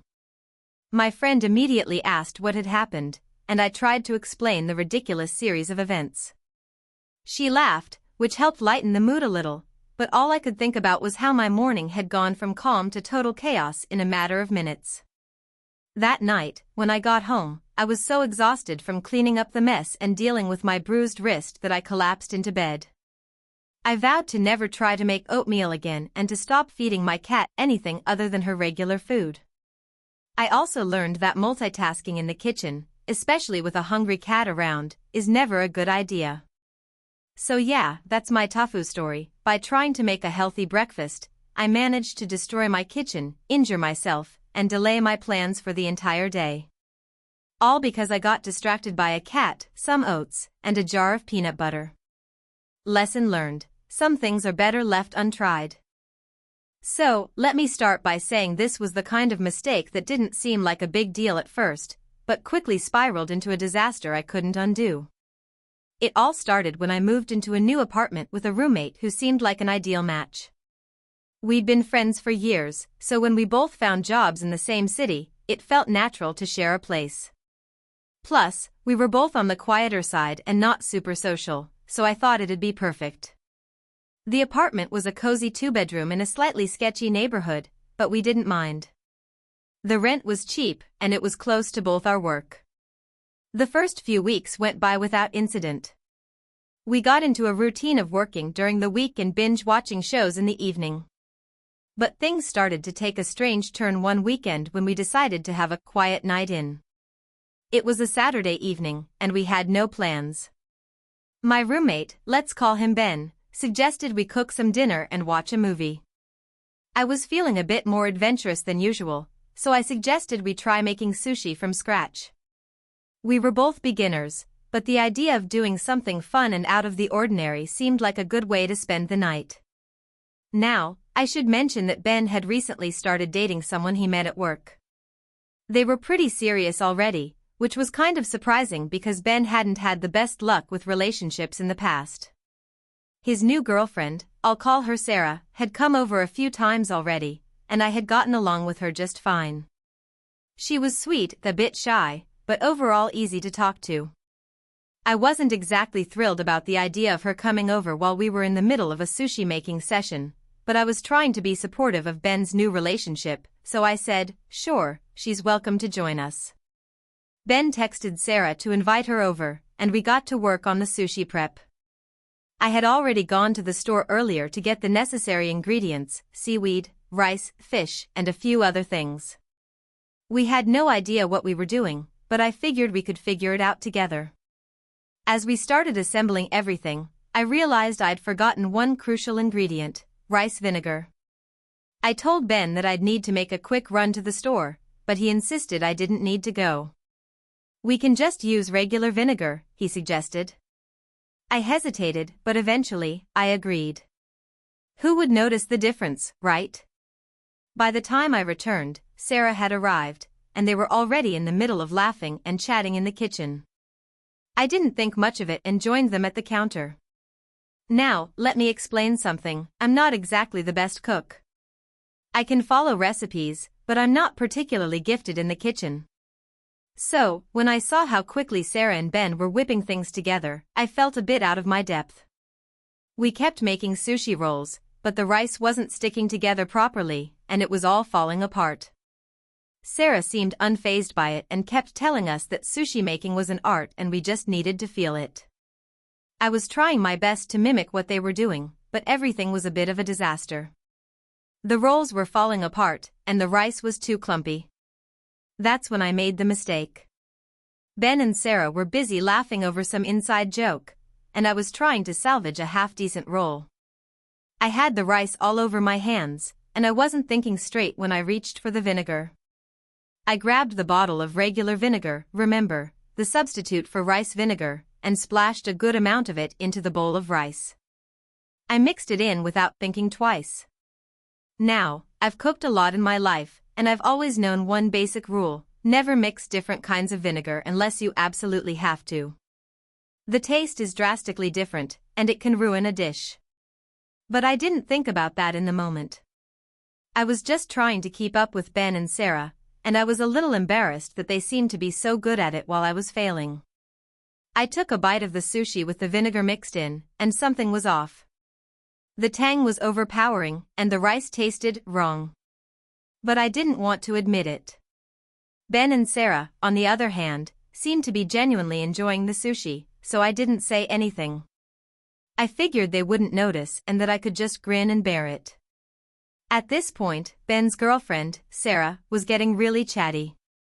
She was talking about how much she liked the sushi, and I was trying to be polite, even though I was internally cringing. I kept my mouth shut and pretended it tasted fine. That's when things started to go downhill. After about 15 minutes, I noticed Ben's face go pale. He suddenly excused himself and rushed to the bathroom. Sarah looked over at me and said, "Is he okay?" I shrugged it off, thinking it was just something he ate earlier in the day or maybe he was feeling off. But then, Ben didn't come back. He didn't come back for 20 minutes, 30 minutes, and soon we were both wondering what was going on. I finally went to check on him, and there he was, hunched over the toilet, sweating and groaning. "I think I'm gonna die," Ben moaned. At this point, I was genuinely concerned. I asked him if he needed to go to the hospital, but he kept saying it was just the sushi. I didn't understand how it could have been the sushi since we both ate the same thing, but then I remembered the vinegar. I panicked. I ran back to the kitchen and checked the bottle of vinegar. My stomach dropped when I saw it. It wasn't just regular vinegar, I had grabbed the wrong bottle entirely. Instead of the standard white vinegar I thought it was, I had used a bottle of concentrated, undiluted vinegar. The kind that's used for cleaning. I rushed back to the bathroom and told Ben the bad news. His face went even paler when I explained what I had done. Sarah, who had followed me to check on him, looked horrified. Ben kept groaning, clutching his stomach and trying not to throw up. I ended up having to drive Ben to urgent care because he was in so much pain. Thankfully, they were able to flush his system out, but it was a long, awkward night at the hospital. Ben felt miserable, and I felt like the worst person on earth. We finally got back to the apartment, and Ben was too tired to be mad at me. But I still couldn't believe I had messed up that badly. It was only a little mistake, but the repercussions were so much worse than I ever could have imagined. We never spoke of it again, but now every time I make sushi, I double-check every ingredient. Ben and Sarah eventually broke up, for reasons unrelated to the sushi incident, but I will always carry the guilt of ruining that night, and possibly Ben's stomach, for the rest of my life. TLDR, I made sushi with regular vinegar instead of rice vinegar, but the worst part was I accidentally used cleaning vinegar, which sent my roommate to urgent care with stomach issues. TIFU by accidentally sending my boss a very, very inappropriate text message, and then trying to cover it up in the most ridiculous way possible. It all started on a normal Wednesday. I work in a mid-level management position for a tech company, and I was having a pretty average day. The usual mix of meetings, emails, and the occasional panic moment when the Wi-Fi goes out during an important call. My boss is Dave, is a solid guy. He's a bit of a micromanager, but he means well. We've been working together for about 2 years now, and I've come to understand his quirks. He's one of those people who sends texts constantly, even about things that should probably be emails.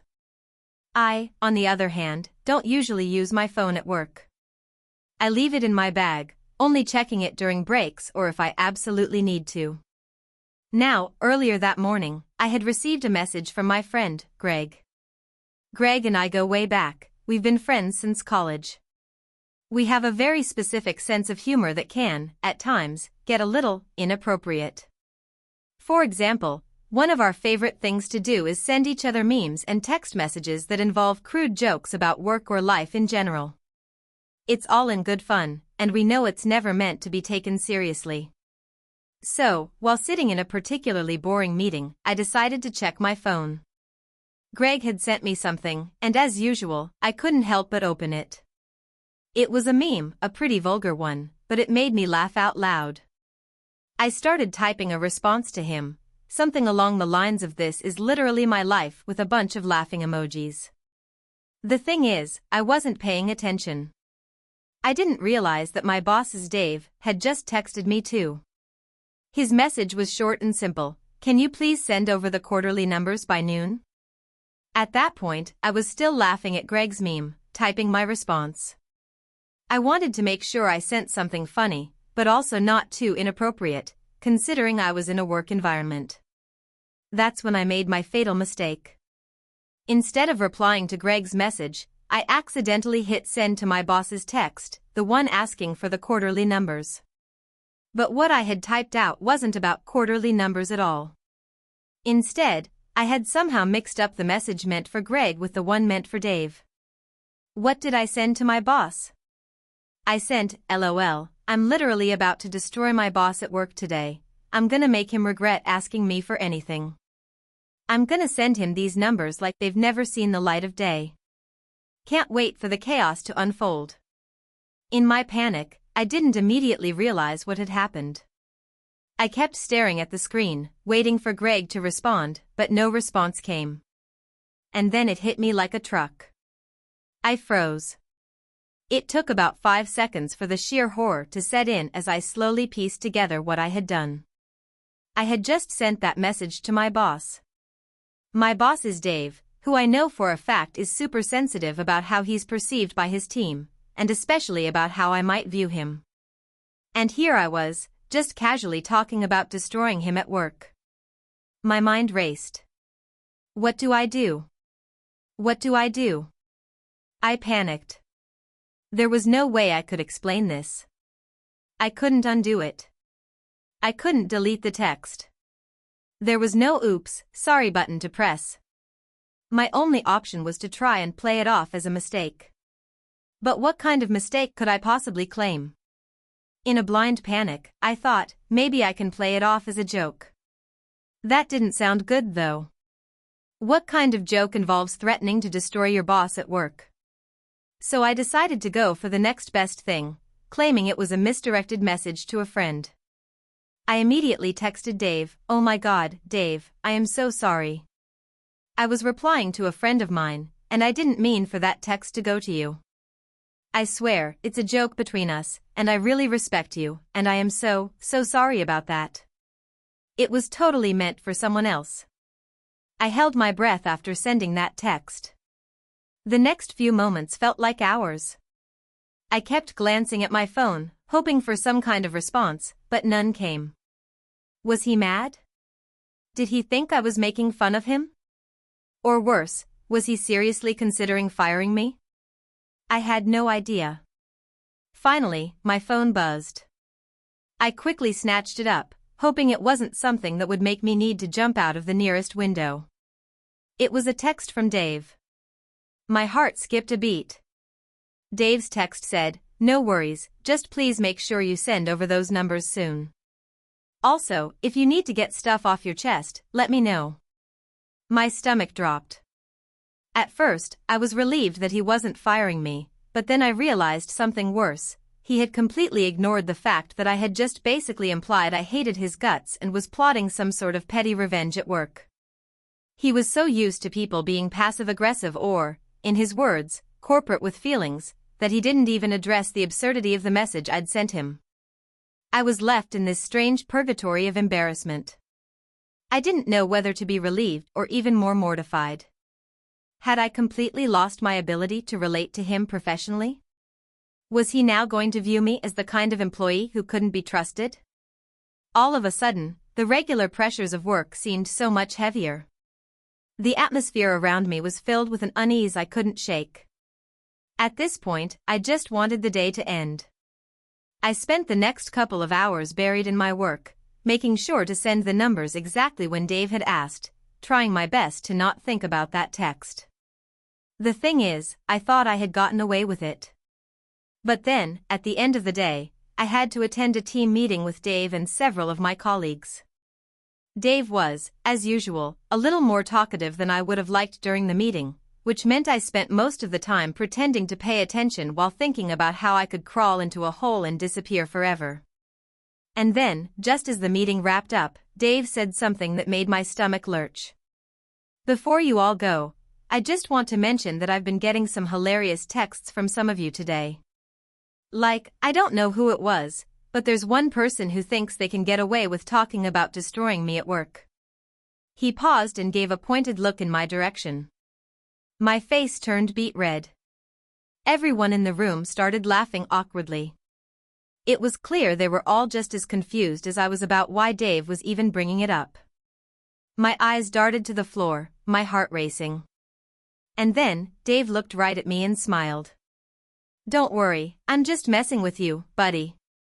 All in good fun. But maybe next time you could send me something a little less extreme." I mean, who knew I was such a threat? I didn't know whether to laugh or cry. All I could manage was a weak, forced chuckle as I tried to disappear into my chair. Moral of the story: I don't care how funny your friends' memes are, or how much you think texting with emojis can cover up a horrible mistake. Always double-check who you're sending what to.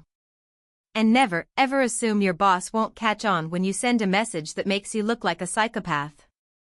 TIFU by accidentally making my dad think I was secretly doing drugs for a year. So, about a year ago, I made a series of poor decisions that culminated in an incredibly awkward and embarrassing situation involving my dad, a very concerned, and somewhat enraged, phone call, and the worst family misunderstanding I could have possibly imagined.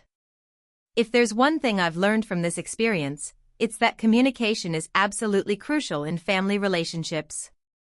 Oh, and don't leave a ton of random, unsorted documents around your house.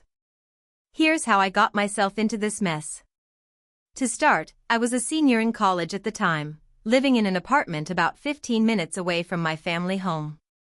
It was a typical college situation where I was living the independent life, studying, going out with friends, working part-time at a local cafe, and generally not having much contact with my parents except for the occasional weekend visit. All in all, life was good, and I was just trying to finish out my degree without any huge issues. I had recently gotten into a healthy habit of using CBD for anxiety. I wasn't using it to get high, it was just a natural way to help me calm down before exams or stressful situations. It was completely legal in my state, and I'd done plenty of research into it. The last thing I wanted was to get mixed up in anything that could be even remotely illegal. It was just a supplement, nothing more. But of course, the problem started with how I stored my CBD products.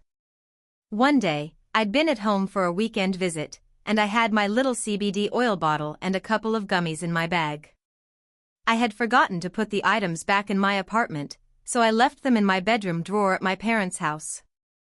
This was an innocent mistake that I didn't think twice about, but I should have remembered that my dad is a bit of a clean freak, and he's the type of person who, if something's out of place, will clean it up even if it doesn't belong to him. So, fast forward a few weeks to one Sunday afternoon when I'm back at my apartment. I get a phone call from my dad. I pick up, and the first words out of his mouth are, "We need to talk."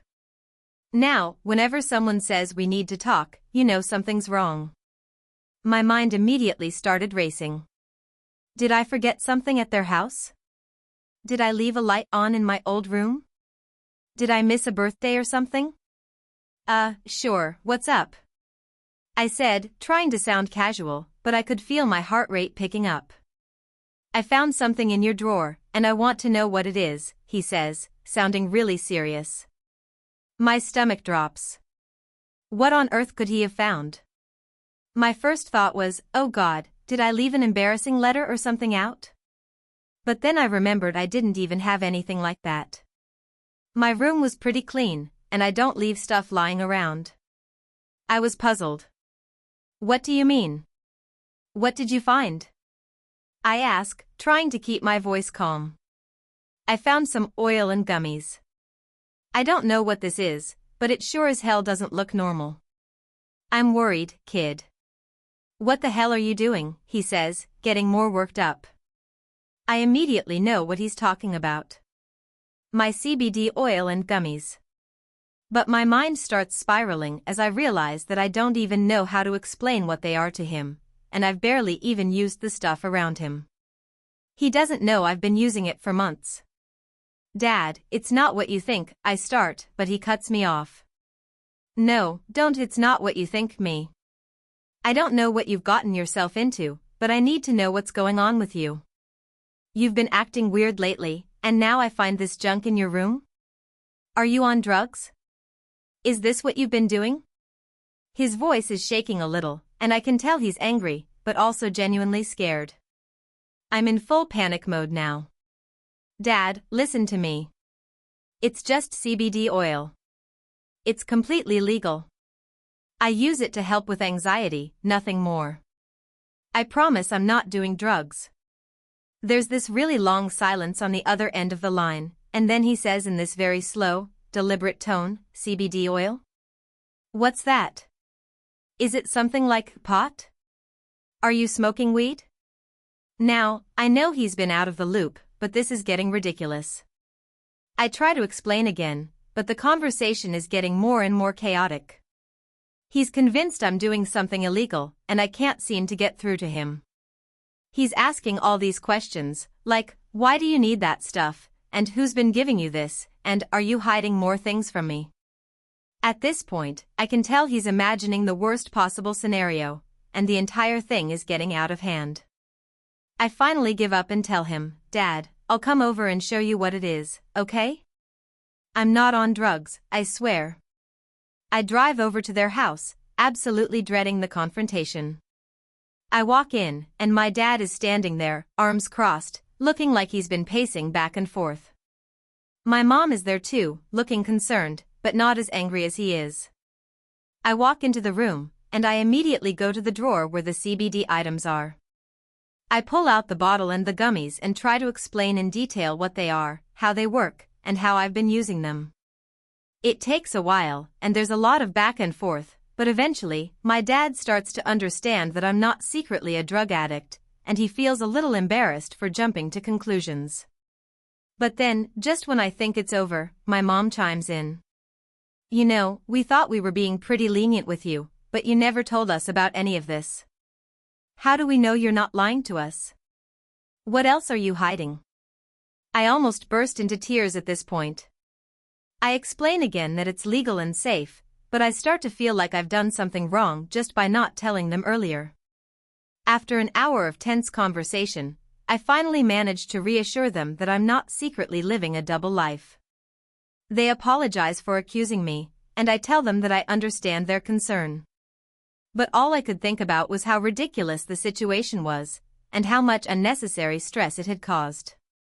Long story short, after that incident, my dad and I talked about it more, and now he's actually okay with the CBD. We still laugh about how everything escalated so quickly. But I learned a valuable lesson: never leave potentially confusing items around, and make sure to communicate better with your family. Now, I always tell them about any new supplements or health products I try, just to avoid any more misunderstandings. And no, I'm still not on drugs, despite the many questions I got asked. TLDR, I accidentally left CBD oil and gummies in my drawer at home, and my dad thought I was secretly doing drugs. A year-long misunderstanding ensued. It took me forever to convince them I wasn't a drug addict, and now I'm more careful about what I leave around the house. TIFU by trying to impress my new girlfriend with a fancy home-cooked dinner, only to end up in the hospital. So, to set the scene a bit, I've been dating this incredible woman for about 3 months. We've been getting pretty serious, and everything's been going great. She's funny, smart, and honestly, way out of my league. I wanted to do something special for our anniversary, and since I know she loves good food, I decided to cook her a fancy homemade dinner. Now, I'm no Gordon Ramsay, but I can cook enough to not burn the kitchen down. I've made a few nice meals before, so I figured, how hard could it be?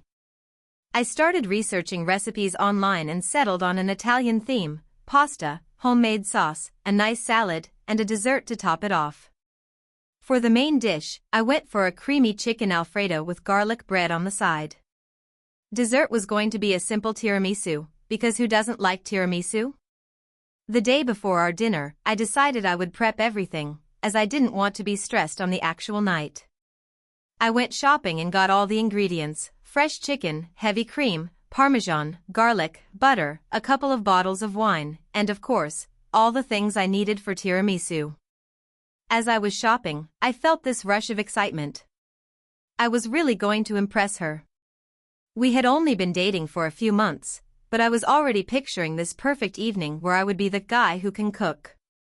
Everything was set up, ingredients lined up, kitchen cleaned, and I had even set up a playlist of romantic music for ambience. I was feeling good. The first challenge came when I started working on the chicken. I followed the recipe, seasoned it, and sautéed it perfectly. But then, I had to make the Alfredo sauce. The recipe called for a small amount of garlic, so I chopped up a few cloves, thinking it wouldn't be a problem. Garlic is great, right? You can't go wrong with garlic. Well, I might have misunderstood the small amount part. Instead of just using a couple of cloves, I ended up throwing in about 6 or 7. But I thought, hey, this will make it extra garlicky, and everyone loves garlic.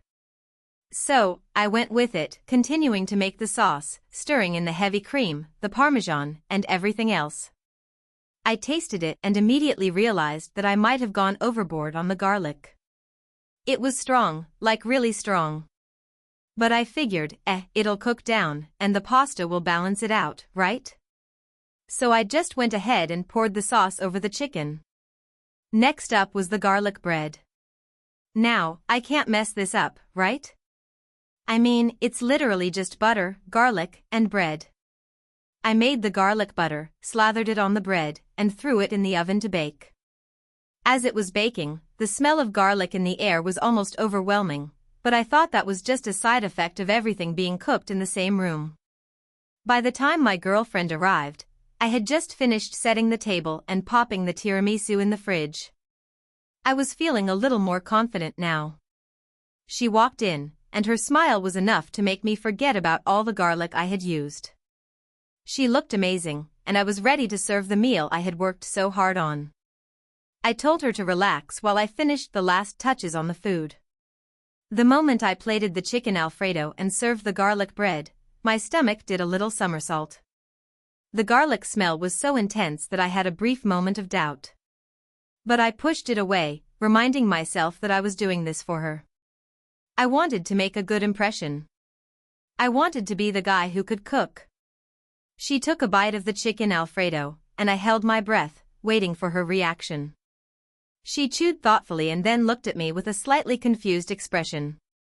Wow, this is very garlic. Why? I laughed nervously, trying to brush it off.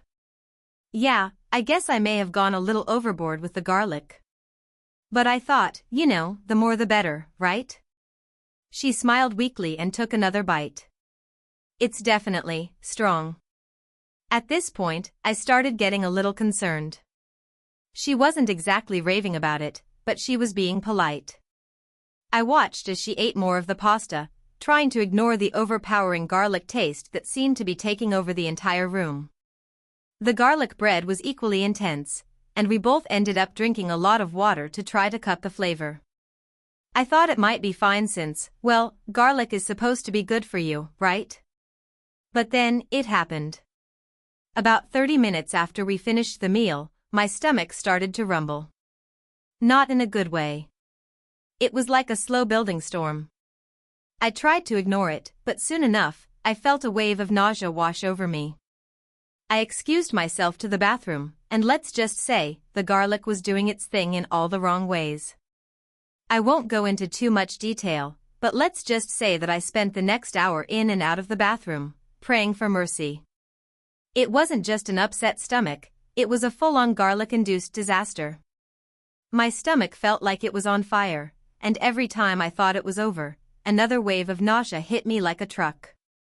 I knew I had seriously messed up. Meanwhile, my girlfriend was sitting in the living room, probably wondering where the hell I had gone. I felt like such an idiot. I had planned this entire evening to impress her, and now I was literally just trying not to die in the bathroom from an overdose of garlic. After what felt like an eternity, I managed to crawl back to the living room, my face pale and sweaty. She looked at me with a mix of concern and disbelief. "Are you okay? You look really sick." I sighed. "Yeah, I think the garlic might have been a little too much for me. I think I might need to see a doctor." She looked at me like I was joking. But the look on my face told her everything. We decided to go to the hospital, where I was diagnosed with a severe case of garlic-induced gastric distress. The doctor told me that the amount of garlic I had consumed, especially in such a concentrated form, could have caused some pretty serious gastrointestinal issues. He advised me to stick to bland foods for the next few days and stay away from anything with a significant amount of garlic. As for the girl? Well, she was understanding about it all, but needless to say, our romantic dinner didn't go quite as planned. She ended up driving me to the hospital, and I'm pretty sure she was less impressed with my cooking skills than she had been before the dinner. In the end, I learned a valuable lesson: if you're going to impress someone with food, maybe don't overdo it with the garlic. There is such a thing as too much of a good thing. But hey, at least we'll have a funny story to tell for years to come.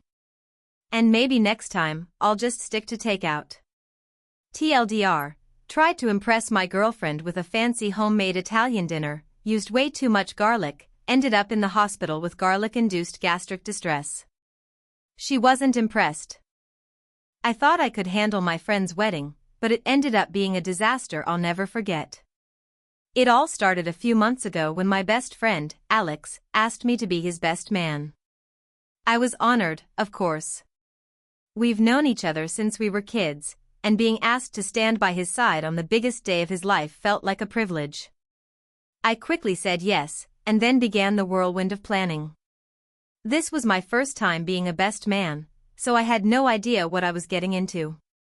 The wedding was set for a beautiful venue on the outskirts of town, a massive estate with gardens, a large ballroom, and a view that stretched out to the hills.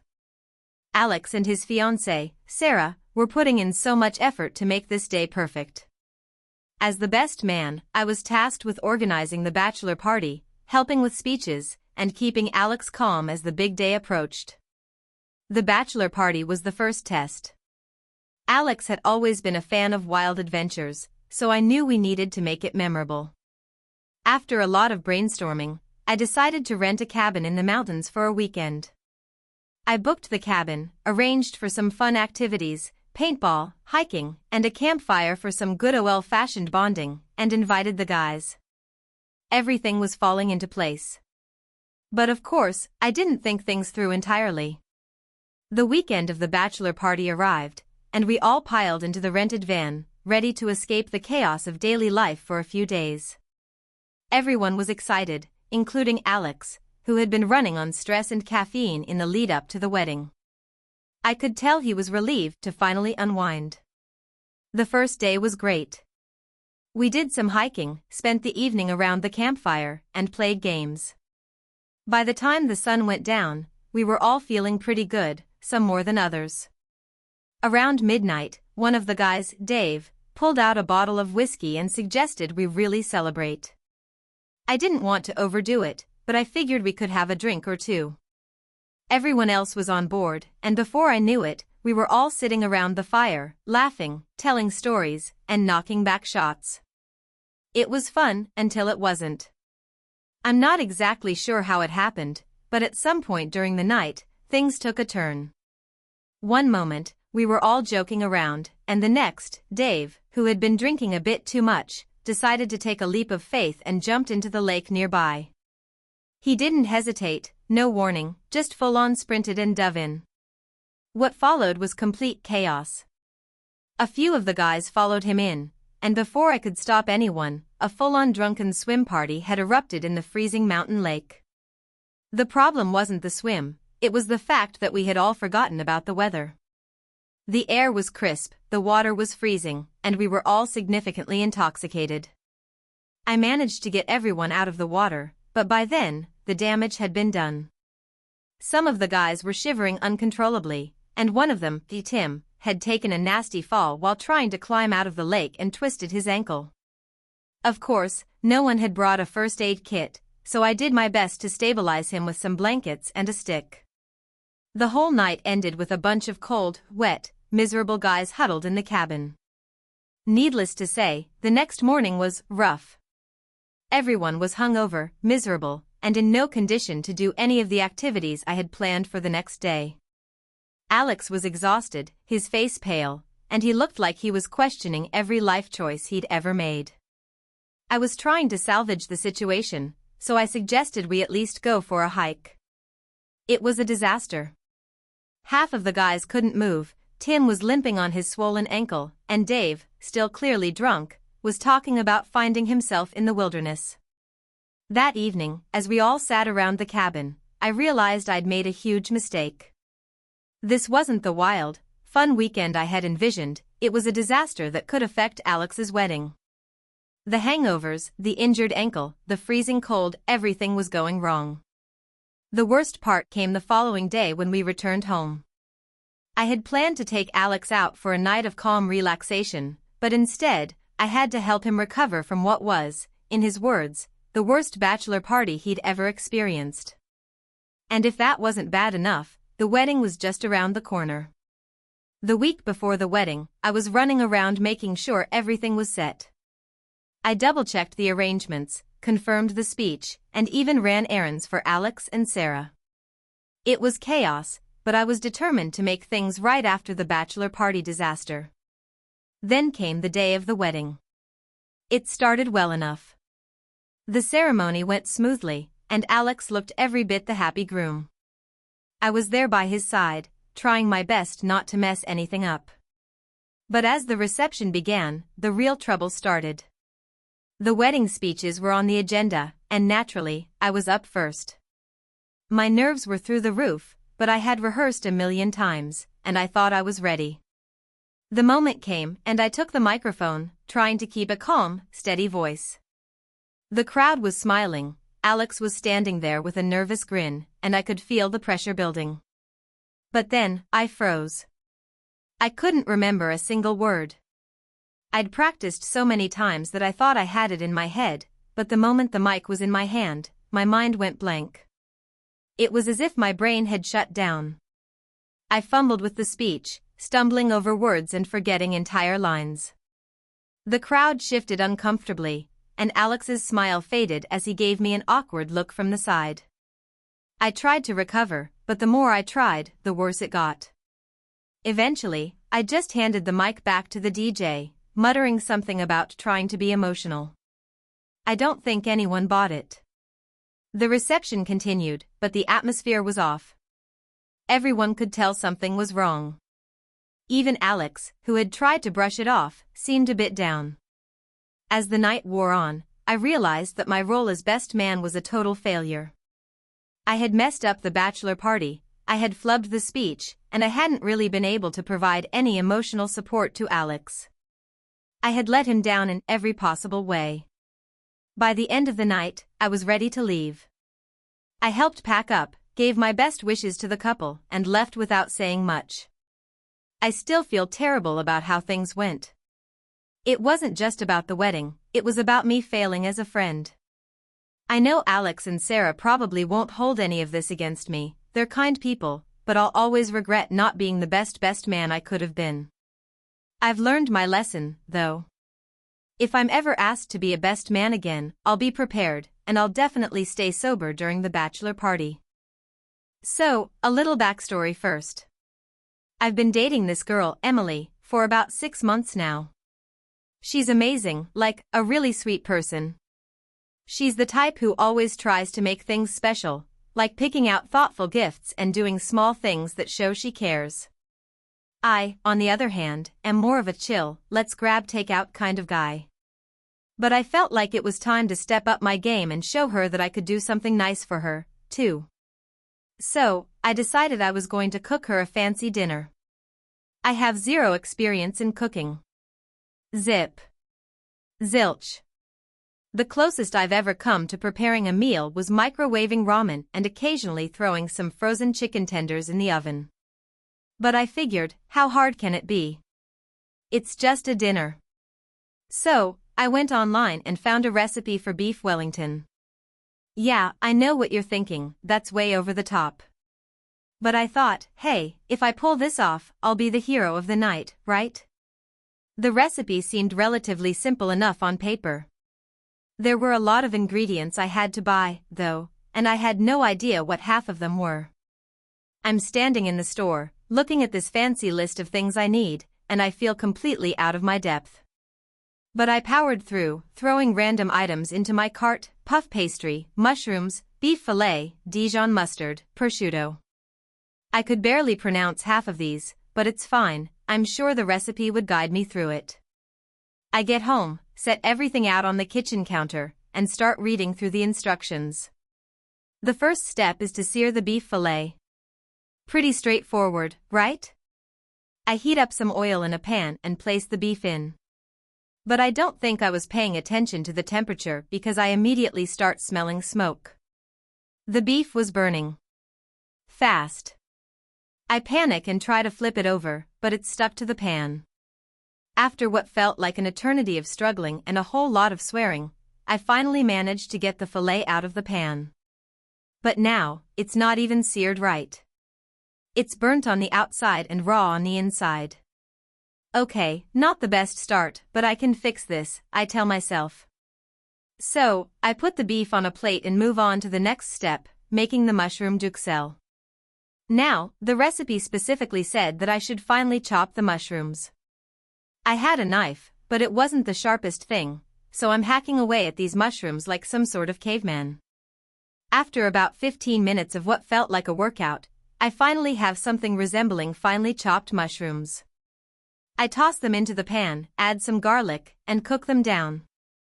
Except, I don't really know what cook them down means, so I just let the pan sit on high heat and wait for it to do something magical.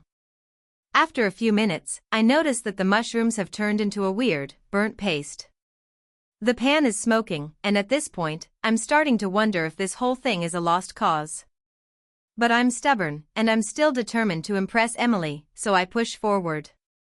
I scrape the burnt mushroom paste out of the pan and move on to wrapping the beef in prosciutto. This part's supposed to be easy, but the prosciutto is sticking to itself like glue, and I can't get it to wrap around the beef correctly. I'm standing there, staring at this mess of prosciutto and beef, realizing that nothing is going right. The beef is burnt, the mushrooms are burnt, and the prosciutto isn't cooperating. I look at the clock, Emily will be here in an hour, and I've made no progress on the actual meal. That's when I make the decision that will haunt me for the rest of my life: I'm going to skip a few steps. I'll just pop the beef in the oven, forget about the rest of the preparation, and hope for the best. I preheat the oven, shove the beef, which is still a little charred, into the puff pastry, and seal it up. It looks questionable, but I'm committed at this point. I throw it in the oven, set the timer, and take a deep breath. But then I smell something. Something burning. I open the oven, and there's smoke billowing out. I pull out the beef Wellington, and it's black on the bottom. Not even slightly brown, like, completely burnt. I stand there, staring at this disaster. The house now smells like charred meat and burnt pastry. I panic again. I don't want to face Emily with this level of failure, but she's about to walk through the door in 30 minutes. That's when I make the call: I need to salvage this somehow. I rush out the door to the nearest fancy restaurant, hoping that they'll have a pre-made beef Wellington I can just heat up and pass off as my own. The restaurant is about 15 minutes away, so I jump in my car and race over. Of course, traffic is terrible. I'm stuck at a red light for what feels like an eternity, watching the minutes tick away. When I finally get to the restaurant, I find out they're out of beef Wellington. They only have a roast chicken, and I'm thinking, well, it's better than nothing. I grab the chicken, head back home, and somehow manage to avoid getting caught in another traffic jam. I get inside, quickly pull the burnt Wellington out of the oven and toss it in the trash, praying that Emily won't notice. I place the roast chicken on a plate, add a few sides I threw together, heated from a box, and set the table just in time for her arrival. Emily walks in, and she immediately smiles. Wow, the table looks amazing. What smells so good? I freeze for a second, realizing I've been breathing in burnt meat and smoke for hours, and the smell has clearly permeated everything. But I play it cool. Yeah, it's a special recipe. Beef Wellington, you know? She looks confused. Beef Wellington? I thought you said you were making that. Yeah, funny story. It's actually roast chicken, I say, hoping she won't be suspicious. But I promise it's delicious. I tried something new. She gives me a look but doesn't say anything. I serve the chicken, and we sit down to eat. The meal is surprisingly okay, not gourmet, but edible. Emily compliments it, saying it's surprisingly good, which is honestly the nicest thing she could have said. I figure I've dodged a bullet. But as the night goes on, Emily starts looking around, noticing that there's a burnt smell in the air. She raises an eyebrow. So, you didn't really make the beef Wellington, did you? I laugh nervously. What do you mean? I totally did, right, she says with a knowing smile. I figured that was the case. What happened to it? I sheepishly tell her the whole story, from the burned beef to the frantic restaurant trip. She bursts out laughing. I can't believe you went through all that just to impress me, she says, still chuckling. It's honestly kind of cute that you tried so hard. It turns out, she wasn't upset at all. In fact, she found the whole thing hilarious, and we spent the rest of the evening laughing about my disastrous dinner attempt. So, yeah, I've learned two things. First, never try to cook something you've never made before to impress someone, and second, it's okay to fail as long as you're having fun with it. I'm just glad Emily was a good sport about it, or I might have ended up single again, but at least I have a funny story to tell. And next time, we're getting pizza. Thank you for watching until the end. If you enjoyed this video, don't forget to like and subscribe to the channel so you won't miss new videos. Also, leave a comment, I'd love to hear your thoughts. Your support and engagement mean a lot to me. See you in the next video.